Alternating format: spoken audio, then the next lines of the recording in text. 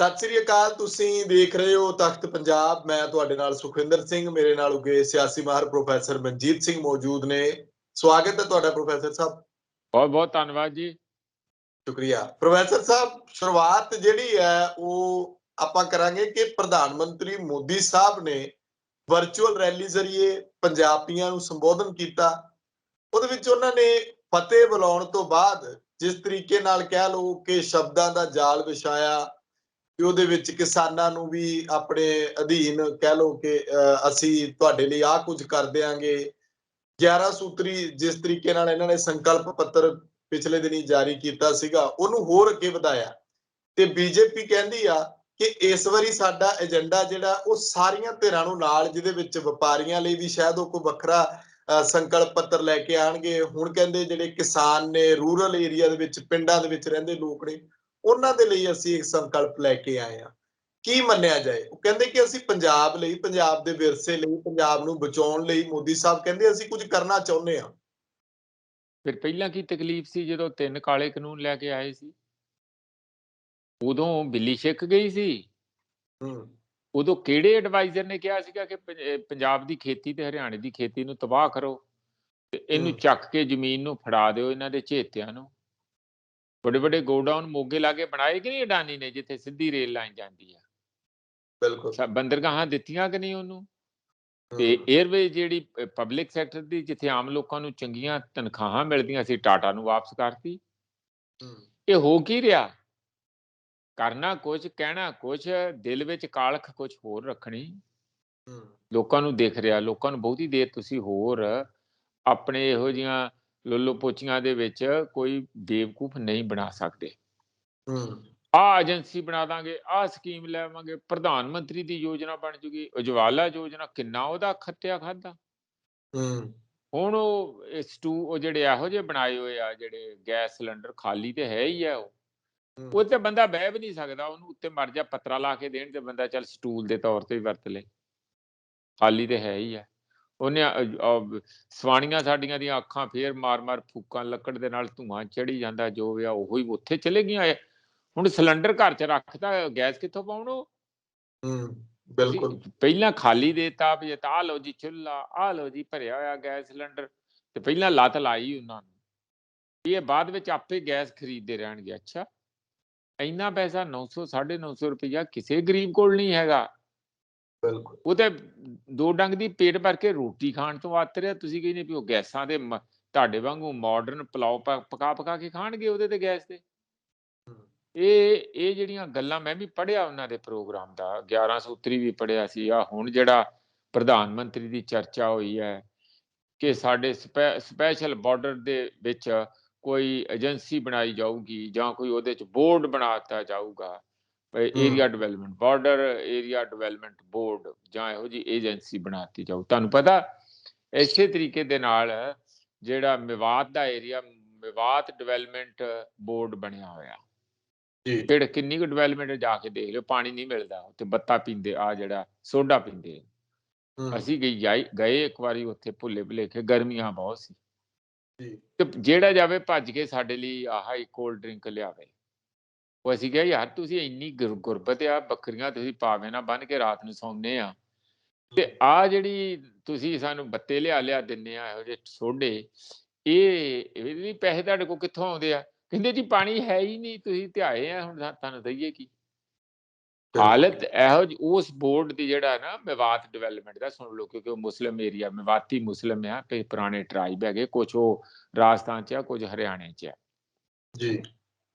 School ਤੋਂ ਬੱਚੇ 11 ਕੁ ਵਜੇ ਕਿਆ ਕਰਨ, ਮੈਂ ਅਸੀਂ ਸਕੂਲ ਚ ਗੇੜਾ ਮਾਰਿਆ, ਕਿਆ ਕਰਨ, ਮਾਸਟਰ ਜੀ ਅਸੀਂ ਪਾਣੀ ਪੀਣ ਜਾਣਾ, ਬੜੀ ਤੇ ਸਕੂਲ ਚ ਨਲਕਾ ਨਹੀਂ ਸੀ, ਤੇ ਘਰੋਂ ਭੱਜ ਕੇ ਪਾਣੀ ਪੀਣਾ। ਨਹਾਉਂਦੇ ਨਹੀਂ ਸੀ, ਮਤਲਬ ਉਂਝ ਹੀ ਪਾਣੀ ਬੜਾ ਔਖਾ, ਡੰਗਰਾਂ ਨੂੰ ਤੇ ਕੀ ਪਿਲਾਉਣਾ, ਬੰਦਿਆਂ ਨੂੰ ਪਾਣੀ ਨਹੀਂ ਸੀ ਮਿਲਦਾ। ਇਹ ਹਾਲਤ ਅੱਜ ਦੀ ਮੈਂ ਕਹਿ ਰਿਹਾ, ਕੋਈ 5-4 ਸਾਲ ਪਹਿਲਾਂ ਦੀ, ਕੋਈ ਬਹੁਤ ਪੁਰਾਣੀ ਨਹੀਂ ਕਹਿ ਰਿਹਾ। ਮੁੜ ਕੇ ਉਹਨਾਂ ਨੇ 11 ਵਜੇ ਤੋਂ ਬਾਅਦ ਜਾਣਾ ਹੀ ਨਹੀਂ, ਪਾਣੀ ਦੀ ਇਹੋ ਜਿਹੀ ਛੁੱਟੀ ਲੈ ਕੇ ਆਉਣੀ, ਤੇ ਫਿਰ ਤੂੰ ਕੌਣ ਤੇ ਮੈਂ ਕੌਣ। ਮੁੜ ਕੇ ਨਹੀਂ ਸੀ ਜਾਂਦੇ, ਹਾਜ਼ਰੀ ਇੱਕ ਵਾਰੀ ਸਵੇਰੇ ਲਵਾ ਆਉਂਦੇ ਸੀ। ਉਦੋਂ ਅਜੇ ਕੋਵਿਡ ਵਾਲਾ ਹਾਲ ਨਹੀਂ ਸੀ ਵੀ ਹੁਣ ਤੇ ਕੋਈ ਵੀ ਨਹੀਂ ਜਾਂਦਾ, ਘਰੋਂ ਬੈਠੇ ਪੜ੍ਹਦੇ ਆ। ਉਦੋਂ ਰੈਗੂਲਰ ਸਕੂਲ ਚੰਗੇ ਭਲੇ ਚੱਲਦੇ ਸੀ। ਮੈਂ ਤੁਹਾਨੂੰ ਕਹਾਣੀ ਲੰਬੀ ਇਹ ਪਾ ਰਿਹਾ ਕਿ ਕੀ ਗੱਲਾਂ ਦੇ ਨਾਲ, ਬੋਰਡ ਬਣਾਉਣ ਦੇ ਨਾਲ, ਵੱਡੇ ਵੱਡੇ ਐਲਾਨ ਕਰਨ ਦੇ ਨਾਲ ਪੰਜਾਬ ਦਾ ਕਿਸਾਨ ਖੁਸ਼ਹਾਲ ਹੋ ਜੂ, ਪੰਜਾਬ ਦੀ ਖੇਤੀ ਵਧੀਆ ਹੋ ਜੂ, ਜਾਂ ਪੰਜਾਬ ਦੇ ਪਾਣੀ ਬਚ ਜਾਣਗੇ। ਪਤਾ ਨਹੀਂ ਕੀ ਐਵੇਂ ਕਿਹਨੂੰ ਬੇਵਕੂਫ ਬਣਾਉਣ ਲਈ ਇਸ ਵਕਤੇ ਸਾਰੇ ਵੱਡੇ ਲੀਡਰ ਚੱਲ ਪੈਂਦੇ ਆ। ਹੁਣ ਕਹਿ ਰਹੇ ਆ ਇਹ ਇਹਦੇ 5 ਸਾਲਾਂ 'ਚ ਗੱਲ ਜਿਹੜੀ ਹੈ ਨਾ, ਉਹ ਜੰਮੂ ਕਟੜਾ ਜਿਹੜਾ ਐਕਸਪ੍ਰੈਸ ਹਾਈਵੇ ਆ, ਉਹ ਜ਼ਮੀਨਾਂ ਨੂੰ ਲੈ ਕੇ ਕਿਸਾਨ ਪਹਿਲਾਂ ਹੀ ਸੰਘਰਸ਼ ਵਿੱਢਦੇ ਰਹਿੰਦੇ ਨੇ ਕਿ ਸਾਡੀਆਂ ਜ਼ਮੀਨਾਂ ਦੇ ਵਿੱਚੋਂ ਤੁਸੀਂ ਆਪਣੇ ਬਾਈਪਾਸ ਕੱਢ ਲਏ, ਕਿਤੋਂ ਵੱਡੇ ਵੱਡੇ ਕੌਮੀ ਸ਼ਾਹਰਾਹ ਕੱਢ ਲਏ, ਸਾਡੀਆਂ ਜ਼ਮੀਨਾਂ ਵੰਡ ਕੇ ਧਰਤੀਆਂ। ਫਿਰ ਇਹ ਕਹਿੰਦੇ ਕਿ ਅਸੀਂ ਸ਼ਾਮਲਾਟ ਜ਼ਮੀਨਾਂ ਦੇ ਵਿੱਚ ਜਿਹੜੇ ਬੇਜ਼ਮੀਨੇ ਕਿਸਾਨ ਨੇ ਉਹਨਾਂ ਨੂੰ ਉਹਨਾਂ ਦੇ ਹੱਕ ਦੀ ਗੱਲ ਕਰਦੇ ਨੇ। ਇਹਨੂੰ ਕਿੱਦਾਂ ਦੇਖਿਆ ਜਾਏ ਕਿ ਸ਼ਾਮਲਾਟ ਜ਼ਮੀਨਾਂ ਪਿੱਛੇ ਜੇ ਇੱਕ ਕੋਈ ਚੰਨੀ ਸਾਹਿਬ ਉਹਨਾਂ ਦੀ ਸਰਕਾਰ ਨੇ ਇੱਕ ਹੁਕਮ ਜਾਰੀ ਕਰਤਾ ਸੀ, ਉਹਨੂੰ ਲੈ ਕੇ ਵੀ ਕਾਫੀ ਰੌਲਾ ਪਿਆ ਸੀ, ਕਹਿੰਦੇ ਸਰਮਾਏਦਾਰਾਂ ਦੀਆਂ ਜ਼ਮੀਨਾਂ ਦੇ ਵਿੱਚੋਂ ਹਿੱਸਾ ਜਾਣਾ। ਨਹੀਂ, ਇਸ ਤਰ੍ਹਾਂ ਆ ਕਿ ਸ਼ਾਮਲਾਟ ਜਿਹੜੀਆਂ ਜਗ੍ਹਾ ਆ ਉਹ ਸਾਂਝੇ ਕੰਮਾਂ ਲਈ ਜਗ੍ਹਾ ਆ। ਇਹ ਹੈ ਕਿ ਜਦੋਂ ਸੈਟਲਮੈਂਟ ਹੋ ਗਈ, ਜ਼ਮੀਨਾਂ ਵੰਡ ਗਈਆਂ, ਕੁਝ ਜ਼ਮੀਨਾਂ ਬਚੀਆਂ, ਉਹ ਸਾਂਝੇ ਪਿੰਡ ਦੇ ਉਸ ਬਰਾਦਰੀ ਦੀਆਂ ਸਮੁੱਚੇ। ਉਹਦੇ ਵਿੱਚ ਅੱਜ ਦੀ ਤਰੀਕ 'ਚ ਇਹ ਸਾਰੇ ਜਾਣਦੇ ਆਪਾਂ ਕਿ 2/3 ਜਿਹੜਾ ਹਿੱਸਾ ਆ ਉਹ ਜਨਰਲ ਬੋਲੀ ਤੇ ਲੱਗਦਾ ਤੇ 1/3 ਦਲਿਤਾਂ ਨੂੰ ਜਾਂਦਾ। ਧਰਾਤਲ ਦੀ ਅਸਲੀਅਤ ਇਹ ਹੈ ਕਿ ਜਿਹੜਾ ਦਲਿਤਾਂ ਦੇ ਨਾਂ ਤੇ ਉਹ ਏਰੀਆ ਬੋਲੀ ਛੁੱਟਦੀ ਹੈਗੀ, ਉਹ ਵੀ ਜਿਹੜੇ ਟਰੈਕਟਰਾਂ ਵਾਲੇ ਲੈ ਲੈਂਦੇ, ਉਹਨਾਂ ਨੂੰ ਥੋੜੇ ਬਹੁਤ ਪੈਸੇ ਦੇ ਕੇ, ਯਾਰ ਤੇਰੇ ਕੋਲ ਕਿਹੜਾ ਕੋਈ ਸਾਧਨ ਹੈਗੇ, ਸਾਨੂੰ ਦੇ ਦੇ, ਅਸੀਂ ਗਾਂ 4 ਪੈਸੇ ਅਸੀਂ ਕਮਾ ਲਾਂਗੇ। ਉਹ ਪਿੰਡ ਦੇ ਵਿੱਚ ਇੰਜ ਚੱਲਦਾ। ਇਹਦੇ ਤੇ ਬਹੁਤ ਵੱਡੀਆਂ ਐਜੀਟੇਸ਼ਨਾਂ ਵੀ ਚੱਲਦੀਆਂ। ਪਰ ਸਵਾਲ ਸਾਰਾ ਇਹ ਹੈਗਾ ਕਿ ਜਿਹੜੇ ਸਾਂਝੇ ਸਾਧਨਾਂ, ਸਾਂਝੇ ਕੰਮਾਂ ਲਈ ਸਾਂਝੇ ਸਾਧਨ ਹੈਗੇ, ਤੁਸੀਂ ਉਹਨੂੰ ਪ੍ਰਾਈਵੇਟ ਵੰਡ ਦਿਓਗੇ, ਵਾਹ ਤੁਸੀਂ ਕੱਟੋਗੇ। ਫਿਰ ਜਦੋਂ ਕੱਲ ਨੂੰ ਸਾਂਝੀ ਜ਼ਮੀਨ ਦੀ ਲੋੜ ਪਊਗੀ ਸਾਂਝੇ ਕੰਮਾਂ ਲਈ, ਉਹਦੇ 'ਚ ਕੀ ਆ, ਕਈ ਕੰਮ ਹੁੰਦੇ ਆ, ਕਾਲਜ ਆ, ਯੂਨੀਵਰਸਿਟੀ ਆ, ਹਸਪਤਾਲ ਆ, ਧਰਮਸ਼ਾਲਾ ਆ, ਕਿਤੇ ਹੋਰ ਕੋਈ, ਕਿਤੇ ਤੁਸੀਂ ਫੁੱਲ ਬੂਟੇ ਲਾਉਣੇ ਆ, ਕੋਈ ਸਾਂਝਾ, ਕੋਈ ਹੋਰ ਬਹੁਤ ਸਾਰੇ ਕੰਮ ਆ, ਕੋਈ ਤਾਂ ਕਿਸੇ ਕਿਸਮ ਦੇ ਵੀ ਜਿਹੜੇ ਸਾਂਝੇ ਕੰਮ ਆ ਉਹ ਤੁਸੀਂ ਕਰਨੇ। ਤਾਂ ਫਿਰ ਜ਼ਮੀਨ ਕਿੱਥੋਂ? ਜ਼ਮੀਨ ਤੇ ਪ੍ਰਾਈਵੇਟ ਹੋ ਜੂਗੀ, ਅਗਲਾ ਮਰਜ਼ੀ ਨਾਲ ਦਊਗਾ, ਮਰਜ਼ੀ ਨਾਲ ਨਹੀਂ ਦਊਗਾ। ਔਰ ਇਹ ਜ਼ਮੀਨ ਐਕਚੁਅਲੀ ਦਿੱਤੀ ਨਹੀਂ ਜਾ ਸਕਦੀ ਕਾਨੂੰਨ ਦੇ ਤੌਰ ਤੇ। ਕੋਈ ਨਵਾਂ ਕਾਨੂੰਨ ਬਣਾ ਕੇ ਕਿਸੇ ਨੂੰ ਵੰਡ ਦੇਣ ਕਿ ਅਸੀਂ ਉਜਾੜਨਾ ਹੀ ਉਜਾੜਨਾ। ਪਹਿਲਾਂ ਹੀ 1 1.5 ਲੱਖ ਏਕੜ ਪੰਜਾਬ ਦੀ ਸ਼ਾਮਲਾਟ ਜਗ੍ਹਾ ਪੈਸੇ ਵਾਲਿਆਂ ਨੇ, ਜਿਹੜੇ ਪ੍ਰਭਾਵਸ਼ਾਲੀ ਪੇਂਡੂ ਹੈਗੇ ਆ, ਉਹਦੇ 'ਚ ਅਮੀਰ ਬੰਦੇ ਕਹਿ ਲਓ, ਜਾਂ ਕੋਈ ਪੋਲੀਟੀਕਲ ਕਲਾਊਟ ਵਾਲੇ, ਜਾਂ ਕੋਈ ਪੁਲਿਸ ਦੇ ਨਾਲ ਜਿਨ੍ਹਾਂ ਦਾ ਹੈਗਾ, ਤੇ ਉਹਨਾਂ ਨੂੰ ਕੁਝ ਕਹੂਗੀ ਨਹੀਂ, ਦਬਾ ਗਏ ਹੋਏ ਆ। ਉਹ ਦੱਬ ਹੀ ਨਹੀਂ ਗਏ, ਉਹਨਾਂ ਦੇ ਨਾਂ ਤੇ ਇੰਤਕਾਲ ਵੀ ਕਰਤੇ ਬਾਅਦ 'ਚ ਵੀ ਹੁਣ ਇਹ ਛੱਡਦੇ ਤੇ ਹੈ ਨਹੀਂ, ਇਹਨਾਂ ਦੇ ਨਾਂ ਤੇ ਹੀ ਕਰ ਦਿਓ। ਇਹ ਪਹਿਲਾਂ ਵੀ ਬਥੇਰਾ ਹੋ ਗਿਆ। ਹੁਣ ਸਰਕਾਰ ਕਹਿੰਦੀ ਜਿਹੜੀ ਬਾਕੀ ਬਚੀ ਆ ਉਹ ਵੀ ਆਪਾਂ ਬਾਕੀ ਡੰਡੇ ਵਜਾਉਣ ਬਾਅਦ ਵਿੱਚ। ਇਸ ਲਈ ਮੈਂ ਇਸ ਗੱਲ ਦਾ ਤੇ ਬਹੁਤਾ ਹੱਕ 'ਚ ਨਹੀਂ ਹੈ, ਪਰ ਇਸ ਗੱਲ ਦੇ ਹੱਕ 'ਚ ਜ਼ਰੂਰ ਹੈਗਾ ਮੈਂ ਕਿ ਜਿਵੇਂ ਸਵਾਮੀਨਾਥਨ ਕਮਿਸ਼ਨ ਦੀ ਰਿਪੋਰਟ ਦੇ ਮੁਤਾਬਕ ਉਹਨਾਂ ਇਕੱਲੇ ਵਾਜਿਬ ਭਾਅ ਹੀ, ਦੁੱਗਣੇ ਭਾਅ ਹੀ ਨਹੀਂ ਕਿਸਾਨਾਂ ਦੇ ਕਹੇ, ਉਹਨਾਂ ਨੇ ਇਹ ਵੀ ਕਿਹਾ ਕਿ ਜਿਹੜੇ ਅਤੀ ਗਰੀਬ ਕਿਸਾਨ ਆ, ਜਿਨ੍ਹਾਂ ਲੋਕਾਂ ਕੋਲ ਜ਼ਿਆਦਾ ਜ਼ਮੀਨ ਆ, ਲਿਮਿਟ ਤੋਂ ਜ਼ਿਆਦਾ, ਲੈਂਡ ਸੀਲਿੰਗ ਤੋਂ ਜ਼ਿਆਦਾ। ਤੁਹਾਨੂੰ ਪਤਾ ਲੈਂਡ ਸੀਲਿੰਗ ਕੀ ਆ, ਮੈਂ ਇਹਦੇ ਤੇ ਪ੍ਰੋਜੈਕਟਾਂ ਤੇ ਕੰਮ ਕੀਤਾ। ਪੰਜਾਬ ਦੇ ਵਿੱਚ 18 ਸਟੈਂਡਰਡ ਏਕੜ ਤੋਂ ਵੱਧ ਕੋਈ ਪਰਿਵਾਰ ਜ਼ਮੀਨ ਰੱਖ ਨਹੀਂ ਸਕਦਾ। ਪਰਿਵਾਰ ਦਾ ਮਤਲਬ ਤੁਹਾਨੂੰ ਪਤਾ, ਹਸਬੈਂਡ ਵਾਈਫ 3 ਮਾਈਨਰ, ਉਹਦਾ ਮਤਲਬ ਇਹ ਪਰਿਵਾਰ ਆ। ਜੇ ਉਹ ਰੱਖ ਨਹੀਂ ਸਕਦਾ ਤੇ ਫਿਰ ਕਿਸੇ ਕੋਲ 50, ਕਿਸੇ ਕੋਲ 100, ਕਿਸੇ ਕੋਲ 200 ਏਕੜ ਜ਼ਮੀਨ ਕਿਵੇਂ ਆ ਭਾਈ? ਬਿਲਕੁਲ। ਉਹ ਜ਼ਮੀਨਾਂ ਜਿਹੜੀਆਂ, ਜੇ ਉਹਨਾਂ ਚੋਂ ਕੁਝ ਦਾਨ ਪੁੰਨ ਲੈ ਲਿਆ ਜਾਏ ਗਰੀਬਾਂ ਲਈ, ਤੇ ਕੀ ਹਰਜ ਆ? ਭਾਵੇਂ ਥੋੜਾ ਬਹੁਤ ਕੰਪਨਸੇਸ਼ਨ ਦੇ ਕੇ ਹੀ ਲਾਓ, ਪਰ ਇਹ ਤਾਂ ਹੀ ਬਰਾਬਰਤਾ ਆਊਗੀ, ਤਾਂ ਹੀ ਤੁਹਾਡੀ ਸੇਵਾ ਦਾ, ਤੁਹਾਡੀ ਉਹਦਾ ਪਤਾ ਲੱਗੂਗਾ ਕਿ ਤੁਸੀਂ ਦਿਲੋਂ ਕਿਸੇ ਦਾ, ਗਰੀਬ ਦਾ ਭਲਾ ਕਰਨਾ ਚਾਹੁੰਦੇ। ਤਗੜੇ ਨੂੰ ਛੇੜਨਾ ਨਹੀਂ, ਗਰੀਬ ਨੂੰ, ਜਿਹੜਾ ਹੋਰ ਗਰੀਬਾਂ ਦਾ ਹੀ ਆਪਣਾ ਹੀ ਢਿੱਡ ਵੱਢ ਕੇ ਉਹਦੇ ਦੂਜੇ ਪਾਸੇ ਲਾ ਦੇਣਾ ਪੈਚ, ਤੇ ਉਹ ਤੇ ਮਾੜੀ ਗੱਲ ਆ, ਉਹ ਧੱਕਾ ਆ। ਉਹਦੇ ਨਾਲ ਸਾਡਾ ਪੰਜਾਬ ਨਹੀਂ ਤਕੜਾ ਹੋਊਗਾ, ਨਾ ਪਿੰਡ ਬਚਣਗੇ, ਪਿੰਡ ਵੀ ਨਹੀਂ ਤਕੜੇ ਹੋਣਗੇ। ਕੱਲ ਨੂੰ ਤੁਸੀਂ ਗੋਬਰ ਗੈਸ ਪਲਾਂਟ ਆ ਜਾਂ ਹੋਰ ਡਿਵੈਲਪਮੈਂਟ ਦੇ ਕੰਮ ਬਹੁਤ ਹੁੰਦੇ ਆ, ਸਾਂਝੇ ਕੋਈ ਕਰਨੇ ਆ, ਹੈਨਾ। ਕੱਲ ਨੂੰ ਆਰਗੈਨਿਕ ਖੇਤੀ ਦਾ ਗੱਲ ਕਰ ਰਹੇ ਆ ਮੋਦੀ ਜੀ ਵੀ ਉਧਰ ਨੂੰ ਜਾਣਾ ਅਸੀਂ, ਉਹਦੇ ਲਈ ਵੀ ਤੁਹਾਨੂੰ ਕੋਈ ਇਹੋ ਜਿਹੇ ਪਲਾਂਟ ਲਾਉਣ ਦੀ ਲੋੜ ਪੈ ਸਕਦੀ ਹੈ ਜਿੱਥੇ ਸਾਰੇ ਪਿੰਡ ਦਾ ਗੋਹਾ ਇੱਕ ਜਗ੍ਹਾ ਇਕੱਠਾ ਹੋਏ, ਉਹਦੇ ਚੋਂ ਗੈਸ ਵੀ ਬਣੇ, ਉਹ ਚੋਂ ਬਿਜਲੀ ਵੀ ਬਣੇ, ਸਾਰਾ ਕੁਝ ਬਣੇ। ਪਰ ਜੇ ਜ਼ਮੀਨ ਨਹੀਂ ਹੋਊ ਤੇ ਕਿਹੋ ਜਿਹੇ ਵਿਕਾਸ ਦੇ ਕਾਰਜ ਕਿਵੇਂ ਕਰੋਗੇ?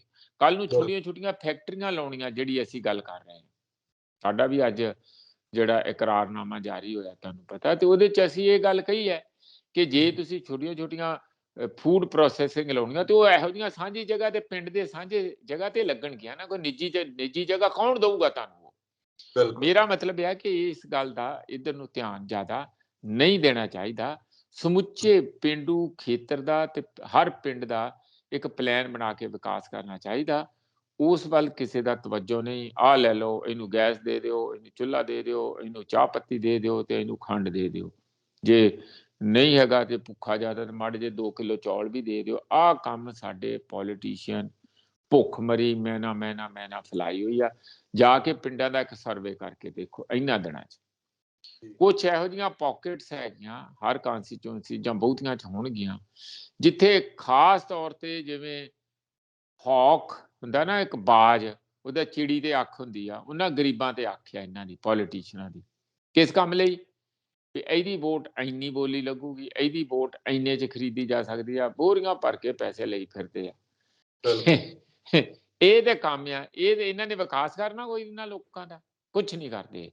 ਇਹ ਤੇ ਵੋਟਾਂ ਕਿਸੇ ਤਰੀਕੇ ਨਾਲ ਪਵਾਉਣੀਆਂ, ਉਦੋਂ ਬਾਅਦ ਤੂੰ ਕੌਣ ਤੇ ਮੈਂ ਕੌਣ।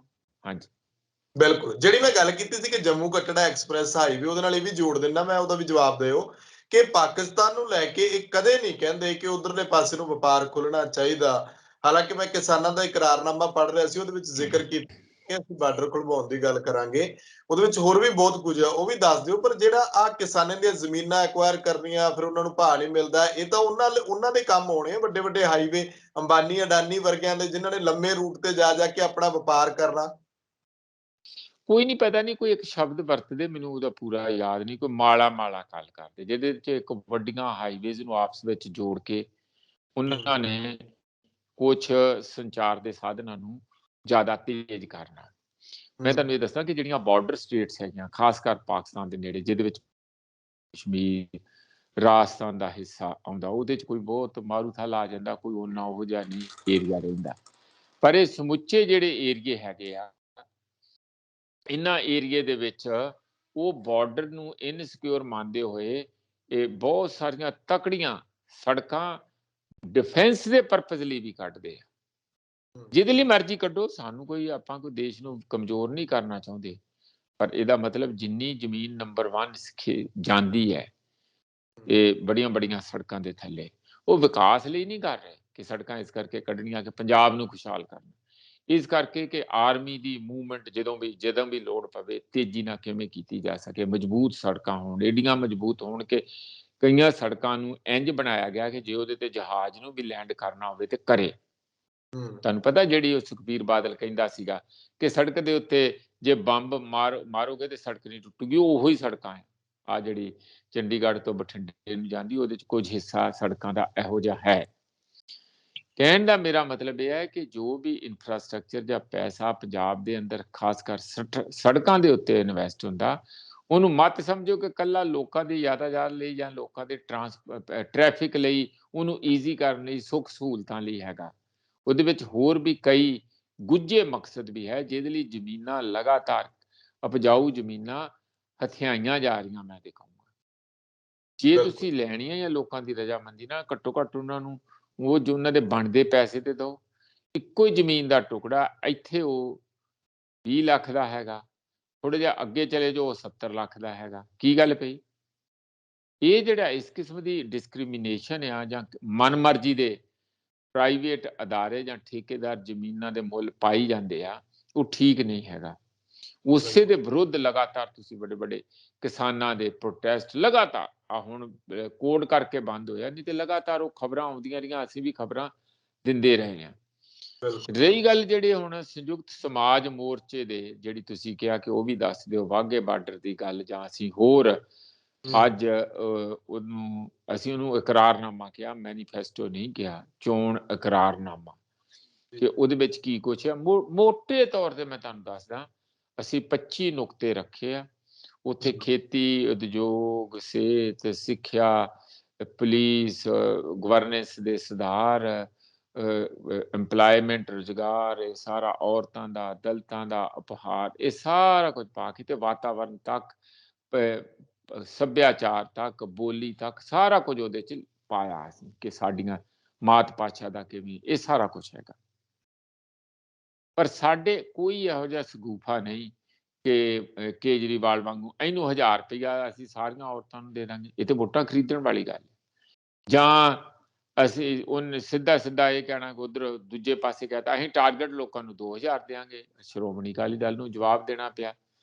ਉਧਰ ਗਾਂ ਨਵਜੋਤ ਸਿੰਘ ਸਿੱਧੂ ਨੇ ਸ਼ਾਇਦ ਖਿੱਚ ਕੇ 5000 ਤੱਕ ਵੀ ਕੋਈ ਚੀਜ਼ ਲੈ ਕੇ ਗਏ, ਮੈਨੂੰ ਹੁਣ ਚੇਤਾ ਨਹੀਂ ਉਹ ਕਾਹਦੇ ਲਈ, ਕਿਉਂਕਿ ਰੋਜ਼ ਰੇਟ ਬਦਲਦੇ ਆ, ਮਾਰਕੀਟ ਲੱਗੀ ਹੋਈ ਆ ਰਾਜਨੀਤੀ ਦੀ, ਕੋਈ ਕੁਛ ਜਿੰਨੇ ਮੂੰਹ ਉਨੀਆਂ ਗੱਲਾਂ। ਅਸੀਂ ਨਹੀਂ ਚਾਹੁੰਦੇ ਕਿ ਸਾਡੇ ਪੰਜਾਬ ਦੇ ਇੱਜ਼ਤ ਆਬਰੂ ਵਾਲੇ ਲੋਕਾਂ ਨੂੰ, ਭਾਵੇਂ ਬੀਬੀਆਂ ਭੈਣਾਂ ਹੋਣ ਜਾਂ ਭਾਵੇਂ ਸਾਡੇ ਬੰਦੇ ਵੀਰ ਹੋਣ, ਉਹਨਾਂ ਨੂੰ ਇਸ ਤਰ੍ਹਾਂ ਜਲੀਲ ਕੀਤਾ ਜਾਏ ਕਿ ਤੁਸੀਂ ਕਮਜ਼ੋਰ ਆ, ਮੇਰੀ ਰੋਟੀ ਦਿੱਤਿਆਂ ਬਗੈਰ ਤੁਸੀਂ ਰੋਟੀ ਨਹੀਂ ਖਾ ਸਕਦੇ, ਮੇਰੇ 4 ਪੈਸੇ ਦਿੱਤਿਆਂ ਬਗੈਰ ਤੁਸੀਂ ਆਪਣਾ ਇਲਾਜ ਨਹੀਂ ਕਰਾ ਸਕਦੇ, ਮੈਂ ਤੁਹਾਨੂੰ ਬੱਸ ਦੇ ਵਿੱਚ ਚੜਾਉਣਾ ਤੇ ਜੇ ਤੁਸੀਂ ਟਿਕਟ ਦੇ ਪੈਸੇ ਨਹੀਂ ਤੇ ਮੈਂ ਤੁਹਾਡਾ ਮੁਫਤ ਬੈਠੋ, ਤੁਸੀਂ ਇਹ ਮੁਫਤ ਖੋਰੇ ਬਣਾਉਣ ਵਾਲੀ ਗੱਲ। ਇਹ ਸਾਰੀਆਂ ਗੱਲਾਂ ਦੀ ਵਿਰੋਧਤਾ ਹੋ ਵੀ ਰਹੀ ਆ, ਹੋਈ ਵੀ ਆ, ਹੋਣੀ ਚਾਹੀਦੀ ਵੀ ਆ। ਇਹਦੇ ਉਲਟ ਸਾਡੇ ਸਾਰੇ ਇਸ ਇਕਰਾਰਨਾਮੇ ਦਾ, ਜਾਂ ਤੁਸੀਂ ਚੋਣ ਮਨੋਰਥ ਪੱਤਰ ਕਹੋ ਉਹਨੂੰ, ਉਹਦਾ ਮੂਲ ਇਹ ਹੈਗਾ ਕਿ ਅਸੀਂ ਲੋਕਾਂ ਨੂੰ, ਪੰਜਾਬ ਦੇ ਲੋਕਾਂ ਨੂੰ ਸਸ਼ਕਤ ਦੇਖਣਾ ਚਾਹੁੰਦੇ ਹਾਂ, ਖੁਸ਼ਹਾਲ ਦੇਖਣਾ ਚਾਹੁੰਦੇ ਹਾਂ, ਉਹ ਪੜ੍ਹੇ ਲਿਖੇ ਲੋਕ ਚਾਹੁੰਦੇ ਹਾਂ, ਉਹਨਾਂ ਦੀ ਜਿਹੜੀ ਸਿਹਤ ਆ ਉਹ ਇੱਕ ਠੀਕ ਠਾਕ ਸਿਹਤ ਦੇਖਣੀ ਚਾਹੁੰਦੇ ਹਾਂ। ਅਸੀਂ ਚਾਹੁੰਦੇ ਹਾਂ ਕਿ ਉਹ ਆਪਣੀ ਰਾਜਨੀਤੀ ਨੂੰ ਚੰਗੀ ਤਰ੍ਹਾਂ ਸਮਝ ਸਕਣ ਔਰ ਆਪਣੇ ਵੋਟਾਂ ਦੇ ਅਧਿਕਾਰ ਨੂੰ ਇੱਕ ਸਹੀ ਤਰਕਸ਼ੀਲ ਤਰੀਕੇ ਦੇ ਨਾਲ ਵਰਤੋਂ ਚ ਲਿਆਉਣ, ਤਾਂ ਕਿ ਅਸੀਂ ਆਪਣੀ ਜਮਹੂਰੀਅਤ ਨੂੰ ਹੋਰ ਮਜ਼ਬੂਤ ਕਰ ਸਕੀਏ ਤੇ ਚੰਗੇ ਲੀਡਰਾਂ ਨੂੰ ਅੱਗੇ ਲਿਆ ਕੇ ਗੁੱਡ ਗਵਰਨੈਂਸ ਦਾ ਸੁਪਨਾ ਪੂਰਾ ਕਰੀਏ। ਇਹ ਗੱਲਾਂ ਸਾਰੀਆਂ, ਬਾਕੀ ਸਾਡਾ ਮਤਲਬ ਇਹ ਹੈ ਕਿ ਜੇ ਵੋਟਰ ਤਕੜਾ, ਇਨਸਾਨ ਤਕੜਾ ਤੇ ਲੋਕ ਤਕੜੇ ਆ, ਲੋਕ ਸਸ਼ਕਤ ਆ, ਐਮਪਾਵਰਡ ਆ ਹਰ ਪਾਸੇ, ਸੱਭਿਆਚਾਰ ਤੌਰ ਤੇ, ਸਰੀਰਕ ਤੌਰ ਤੇ, ਮਾਨਸਿਕ ਤੌਰ ਤੇ, ਸਮਾਜਿਕ ਤੌਰ ਤੇ ਤੇ ਆਰਥਿਕ ਤੌਰ ਤੇ, ਕੁਦਰਤੀ ਆ ਉਹ ਰਾਜਨੀਤਿਕ ਤੌਰ ਤੇ ਵੀ ਤਕੜੇ ਹੋ ਜਾਂਦੇ ਆ, ਕਿਉਂਕਿ ਉਹਨਾਂ ਨੂੰ ਪਤਾ ਕਿ ਮੈਨੂੰ ਕੋਈ ਕਿਸੇ ਦੇ ਝੇਪ ਚ ਆਉਣ ਦੀ ਲੋੜ ਨਹੀਂ, ਡਰਨ ਦੀ ਲੋੜ ਨਹੀਂ, ਮੈਂ ਅਪਾਹਜ ਨਹੀਂ, ਮੈਂ ਕੋਈ ਕਿਸੇ ਤੇ ਡਿਪੈਂਡੈਂਟ ਨਹੀਂ। ਇਹ ਚੀਜ਼ਾਂ ਸਾਰੀਆਂ ਬੜੀਆਂ ਸੁਖਵਿੰਦਰ ਜ਼ਰੂਰੀ ਹੈ, ਜਿਹੜਾ ਕਿ ਸਾਡੀ ਮੁੱਖ ਫੋਕਸ ਸਾਡੇ ਅੱਜ ਚੋਣ ਮਨੋਰਥ ਪੱਤਰ ਦਾ ਹੀ ਸੀ। ਵੈਸੇ ਜੇ ਤੁਸੀਂ ਪੁੱਛੋ ਵੀ ਚਲੋ ਫਿਰ ਕਿਵੇਂ ਕਰੋਗੇ, ਤੇ ਮਾਫੀਏ ਦਾ ਤੇ ਹਰ ਕੋਈ ਕਹਿੰਦਾ ਹੀ ਹੈ ਕਿ ਬੰਦ ਹੋਣੇ ਚਾਹੀਦੇ, ਠੀਕ ਹੈਗਾ। ਤੁਸੀਂ ਇਹ ਵੀ ਪੁੱਛੋਗੇ ਕਿ ਫਿਰ ਪੈਸੇ ਕਿੱਥੋਂ ਆਉਣਗੇ, ਪੈਸੇ ਇਮਾਨਦਾਰੀ ਨਾਲ ਕੰਮ ਕਰੋਗੇ ਤੇ ਆ ਵੀ ਜਾਂਦੇ। ਬਹੁਤ ਸਾਡੀ ਟੈਕਸ ਦੀ ਲੀਕੇਜ ਆ, ਬਹੁਤ ਸਾਰੀ ਇੰਡਸਟਰੀ ਨੂੰ ਅਸੀਂ ਉਤਸ਼ਾਹਿਤ ਨਹੀਂ ਕਰਦੇ, ਕਲੀਨ ਇੰਡਸਟਰੀ ਨੂੰ। ਸਾਡਾ ਇਹ ਵੀ ਹੈ ਕਿ ਜਿਹੜੀ ਛੋਟੀ ਇੰਡਸਟਰੀ ਹੈ ਉਸ ਨੂੰ ਜ਼ਿਆਦਾ ਧਿਆਨ ਦਿੱਤਾ ਜਾਏ, ਤਾਂ ਕਿ ਉਹਦੇ ਚ ਰੁਜ਼ਗਾਰ ਜ਼ਿਆਦਾ ਮਿਲੇ, ਥੋੜੇ ਪੈਸੇ ਨਾਲ ਜ਼ਿਆਦਾ ਰੁਜ਼ਗਾਰ ਮਿਲਦਾ। ਕੈਪੀਟਲ ਇੰਟੈਂਸਿਵ ਇੰਡਸਟਰੀ ਜਿਹੜੀ ਆ ਉਹ ਆਪਣਾ ਨਫਾ ਤੇ ਜ਼ਿਆਦਾ ਲੈ ਜਾਂਦੇ ਆ, ਪੈਸੇ ਵਾਲੀ ਜਿਹੜੀ ਇੰਡਸਟਰੀ ਹੈਗੀ, ਪਰ ਉਹਦੇ ਚ ਰੁਜ਼ਗਾਰ ਲੋਕਾਂ ਨੂੰ ਨਹੀਂ ਮਿਲਦਾ। ਇਸ ਤਰ੍ਹਾਂ ਹਰ ਕਿਸਮ ਦਾ ਹੈ। ਖੇਤੀ ਬਾਰੇ ਵੀ ਹੈ ਕਿ ਕੁਝ ਕਰਜ਼ੇ ਅਸੀਂ ਸਸਤੇ ਦੇਵਾਂਗੇ, 3 ਲੱਖ ਤੱਕ ਦਾ ਕਰਜ਼ਾ ਕੋਈ ਇੰਟਰਸਟ ਨਹੀਂ ਹੋਊਗਾ, ਜਿਹੜਾ ਕਿ ਹਰ ਵਾਰੀ ਫਸਲੀ ਕਰਜ਼ਾ ਜਿਹਨੂੰ ਕਹਿੰਦੇ ਆ, ਕੋਈ ਫਰਟੀਲਾਈਜ਼ਰ ਲੈਣਾ, ਕੋਈ ਰੇ ਵਗੈਰਾ ਜਾਂ ਹੋਰ ਇਨਸੈਕਟੀਸਾਈਡ ਪੈਸਟੀਸਾਈਡ ਲੈਣਾ, ਜਿਹੜਾ ਇਹ ਕਰਜ਼ਿਆਂ ਬਾਰੇ ਕੁਝ ਇਸ ਤਰ੍ਹਾਂ 5 ਲੱਖ ਦਾ ਕਿਸੇ ਨੇ ਕੋਈ ਯੂਨਿਟ ਲਾਉਣਾ, ਸਿਰਫ 2% ਅਸੀਂ ਵਿਆਜ ਲਾਵਾਂਗੇ, ਤਾਂ ਕਿ ਉਹ ਪਿੰਡਾਂ 'ਚ ਜਾ ਕੇ ਛੋਟੀ ਇੰਡਸਟਰੀ ਲੱਗੇ, ਜਿਹਦੇ ਨਾਲ ਪੇਂਡੂ ਭਾਈਚਾਰੇ ਦੀ ਜਿਹੜੀ ਪ੍ਰੋਡਿਊਸ ਹੈ, ਖੇਤੀ ਵਿੱਚ ਜਿਹੜੇ ਪੈਦਾਵਾਰ ਆ, ਉਸ ਦੀ ਵੈਲਿਊ ਐਡੀਸ਼ਨ ਹੋਵੇ, ਕੋਈ ਨਾ ਕੋਈ ਚੀਜ਼ ਬਣਾ ਕੇ ਵੇਚੀ ਜਾਵੇ, ਸਿੱਧੀ ਉਹ ਟੇਬਲ ਤੇ ਨਾ ਜਾਂਦੀ ਹੈਗੀ ਆ। ਇਹ ਕੁੱਲ ਮਿਲਾ ਕੇ ਰੁਜ਼ਗਾਰ ਬਾਰੇ ਬਹੁਤ ਕੀਤਾ, ਮਨਰੇਗਾ ਨੂੰ ਸ਼ਹਿਰਾਂ 'ਚ ਵੀ ਲਾਗੂ ਕਰਨਾ ਚਾਹੀਦਾ ਆ, ਜਿਹੜੀ ਬਾਕੀ ਜਿਹੜੇ ਕੱਚੇ ਮੁਲਾਜ਼ਮ ਆ ਪੱਕੇ ਤੇ ਹੋਣੇ ਹੀ ਚਾਹੀਦੇ ਆ, ਪਰ ਜਿਹੜੇ ਸਾਡੇ ਜਿਸ ਤਰ੍ਹਾਂ ਕਾਲਜਾਂ 'ਚ ਹੋਰਨਾਂ 'ਚ ਬਹੁਤ ਜਿਹੜੇ ਅਹਿਮ ਅਦਾਰੇ ਉੱਥੇ ਭਰਤੀ ਨਹੀਂ ਕਦੀ ਹੁੰਦੀ ਆ। ਗਵਰਨਮੈਂਟ ਕਾਲਜਾਂ 'ਚ 25 ਸਾਲ ਬਾਅਦ ਅਨਾਉਂਸ ਹੋਇਆ, ਪਤਾ ਨਹੀਂ ਉਹਨਾਂ ਨੂੰ ਅਜੇ ਪੱਕੀਆਂ ਲੈਟਰਾਂ ਮਿਲੀਆਂ ਕਿ ਨਹੀਂ, ਕੋਈ ਭੱਜ ਜਾਂਦੇ ਸਾਡੇ ਟੀਚਰ ਵੀ, ਤੇ ਉਹ ਜੇ ਭੱਜ ਕੇ ਕੋਰਟ ਦੇ ਵਿੱਚ ਸਟੇ ਲੈ ਲੈਂਦੇ ਆ। 1200-1300 ਟੀਚਰ ਐਤਕੀ ਕਾਲਜਾਂ ਦੇ ਵਿੱਚ ਜਾਣੇ ਸੀਗੇ, ਹੁਣ ਪਤਾ ਨਹੀਂ ਉਹਨਾਂ ਨੂੰ ਮੁੜ ਕੇ ਪੱਕੀ ਲੈਟਰ ਮਿਲੀ ਕਿ ਨਹੀਂ, ਕਿਉਂਕਿ ਵਿੱਚੇ ਕੋਡ ਲੱਗ ਗਿਆ, ਰੌਲਾ ਰੱਪਾ ਪੈਂਦੇ ਆ। ਪਰ ਉਹ ਭਰਤੀ ਫਾਰਮਲੀ ਲੈਟਰਾਂ ਦੇ ਦਿੱਤੀਆਂ ਉਹਨਾਂ ਟੀਚਰਾਂ ਨੂੰ 25 ਸਾਲਾਂ ਬਾਅਦ। 20% ਤੇ ਸਾਡੇ ਕਾਲਜ ਜਿਹੜੇ ਫੈਕਲਟੀ 20% ਰੈਗੂਲਰ ਫੈਕਲਟੀ ਤੇ ਚੱਲ ਰਹੇ ਸੀ, 80% ਰਿਟਾਇਰ ਹੋ ਗਏ ਸੀ। ਇਸ ਦੀ ਅਸੀਂ ਭਰਸਨਾ ਕਰਦੇ, ਅਸੀਂ ਕਿਹਾ ਕਿ ਜਿੱਥੇ ਵੀ ਪਬਲਿਕ ਸੈਕਟਰ ਦੇ ਵਿੱਚ ਕੋਈ ਵੀ ਅਡੋਕਿਜ਼ਮ ਨਹੀਂ ਚੱਲੂਗਾ, ਪੱਕੀਆਂ ਨੌਕਰੀਆਂ ਮਚ ਇਨ ਐਡਵਾਂਸ ਪਲੈਨਿੰਗ ਕਰਕੇ ਦਿੱਤੀਆਂ ਜਾਣਗੀਆਂ, ਤਾਂ ਕਿ ਜਦੋਂ ਕੋਈ ਰਿਟਾਇਰ ਹੋਏ ਉਹਦੀ ਜਗ੍ਹਾ ਕੋਈ ਨਵਾਂ ਬੰਦਾ ਸਾਡੇ ਹੱਥ ਵਿੱਚ ਹੋਵੇ। ਇਸ ਕਿਸਮ ਦੀਆਂ ਬਹੁਤ ਸਾਰੀਆਂ ਗੱਲਾਂ ਹੋਰ ਵੀ ਉਹਦੇ ਵਿੱਚ ਹੈਗੀਆਂ। ਬਿਲਕੁਲ ਬਿਲਕੁਲ ਬਿਲਕੁਲ ਮੈਂ ਵੀ ਇਕਰਾਰਨਾਮੇ ਦੇ 25 ਪੁਆਇੰਟ ਪੜ੍ਹੇ ਸੀ, ਪਰ ਮੈਂ ਸਿਰਫ ਇੱਕ ਪੁਆਇੰਟ ਉੱਤੇ ਤੁਹਾਡੇ ਨਾਲ ਹੁਣ ਉਹਦੇ ਬਾਰੇ ਤੁਹਾਡਾ ਵਿਊ ਜਾਣਨਾ ਕਿ ਉਹਦੇ ਵਿੱਚ ਜ਼ਿਕਰ ਕੀਤਾ ਹੈ ਕਿ ਕਿਸਾਨਾਂ ਦੀ ਆਮਦਨ ਪਰਿਵਾਰ ਦੀ ਜਿਹੜੀ 25000 ਰੁਪਇਆ ਮਹੀਨਾ ਅਸੀਂ ਕਰਾਂਗੇ। ਇਹਦੇ ਵਿੱਚ ਥੋੜਾ ਇਹ ਖੋਲਿਓ ਕਿ 25000 ਰੁਪਇਆ ਮਹੀਨਾ ਪਰਿਵਾਰ ਦੇ ਇੱਕ ਜੀ ਦੇ ਜ਼ਰੀਏ, ਤੇ ਦੂਜਾ ਇਹ ਕਿ ਮਜ਼ਦੂਰਾਂ ਦੇ ਲਈ 25000 ਕਿਉਂ ਨਹੀਂ, ਮੁਲਾਜ਼ਮਾਂ ਦੇ ਲਈ ਮਤਲਬ ਕਿ ਜਿਹੜੇ ਬੇਰੁਜ਼ਗਾਰ ਨੇ ਉਹਨਾਂ ਲਈ 25000 ਕਿਉਂ ਨਹੀਂ, ਉਹਨਾਂ ਲਈ ਕੀ ਸਿਰਫ ਜਿਵੇਂ ਤੁਸੀਂ ਕਿਹਾ ਕਿ ਮਨਰੇਗਾ ਦੀ ਦਿਹਾੜੀ 100 ਤੋਂ 200 ਦਿਨ ਅਸੀਂ ਕਰ ਦਿਆਂਗੇ, ਵਧਾ ਦਿਆਂਗੇ, ਉਹ 25-25000 ਉਹਨਾਂ ਲਈ ਨਹੀਂ ਰੱਖਿਆ ਜਾ ਰਿਹਾ, ਜਾਂ ਉਹ ਕਿੱਦਾਂ ਹੋਏਗਾ 25000? ਸੁਖਵਿੰਦਰ ਇਸ ਤਰ੍ਹਾਂ ਹੈਗਾ ਕਿ ਜਿਹੜੀ ਆਰਗੇਨਾਈਜ਼ ਸੈਕਟਰ ਦੇ ਵਿੱਚ ਵੇਜਸ ਹੈ, ਵੇਜਸ ਮਤਲਬ ਉਹਨਾਂ ਦੀਆਂ ਉਜਰਤਾਂ ਮਜ਼ਦੂਰਾਂ ਦੀਆਂ, ਉਹਦੇ 'ਚ ਇੱਕ ਟ੍ਰਾਈਪਾਰਟਾਈਟ 3 ਧਿਰਾਂ ਫੈਸਲਾ ਕਰਦੀਆਂ ਕਿ ਮਜ਼ਦੂਰ ਨੂੰ ਤਨਖਾਹ ਮਹਿੰਗਾਈ ਨੂੰ ਸਾਰਾ ਮੱਦੇ ਨਜ਼ਰ ਰੱਖ ਕੇ ਕਿੰਨੀ ਮਿਲਣੀ ਚਾਹੀਦੀ ਹੈ। ਉਹਦੇ 'ਚ ਹੁੰਦੀ ਹੈ ਸਰਕਾਰ, ਟ੍ਰੇਡ ਯੂਨੀਅਨਾਂ ਤੇ ਲੇਬਰ ਡਿਪਾਰਟਮੈਂਟ ਤੇ ਨਾ ਐਮਪਲਾਇਰ। ਇਹ ਤਿੰਨੇ ਧਿਰ ਜਿਹੜੇ ਐਮਪਲਾਇਰ, ਲੇਬਰ ਡਿਪਾਰਟਮੈਂਟ ਸਰਕਾਰ ਦਾ ਤੇ ਟ੍ਰੇਡ ਯੂਨੀਅਨ, ਉਹਦੇ ਵਿੱਚ ਪਿੱਛੇ ਜੇ ਉਹ ਮਿਨੀਮਮ ਵੇਜ ਜਿਹੜੀ ਤੈਅ ਸੀ ਉਹ 20000 ਸੀ, ਮੈਨੂੰ ਲੱਗਦਾ ਹੁਣ ਤੱਕ ਉਹ 25000 ਦਾ ਹੋਣਾ। 25000 ਪਰਿਵਾਰ ਦੀ ਹੈ, ਜਿਹਦੇ ਵਿੱਚ ਹਸਬੈਂਡ ਵਾਈਫ 3 ਮਾਈਨਰ ਬੱਚੇ।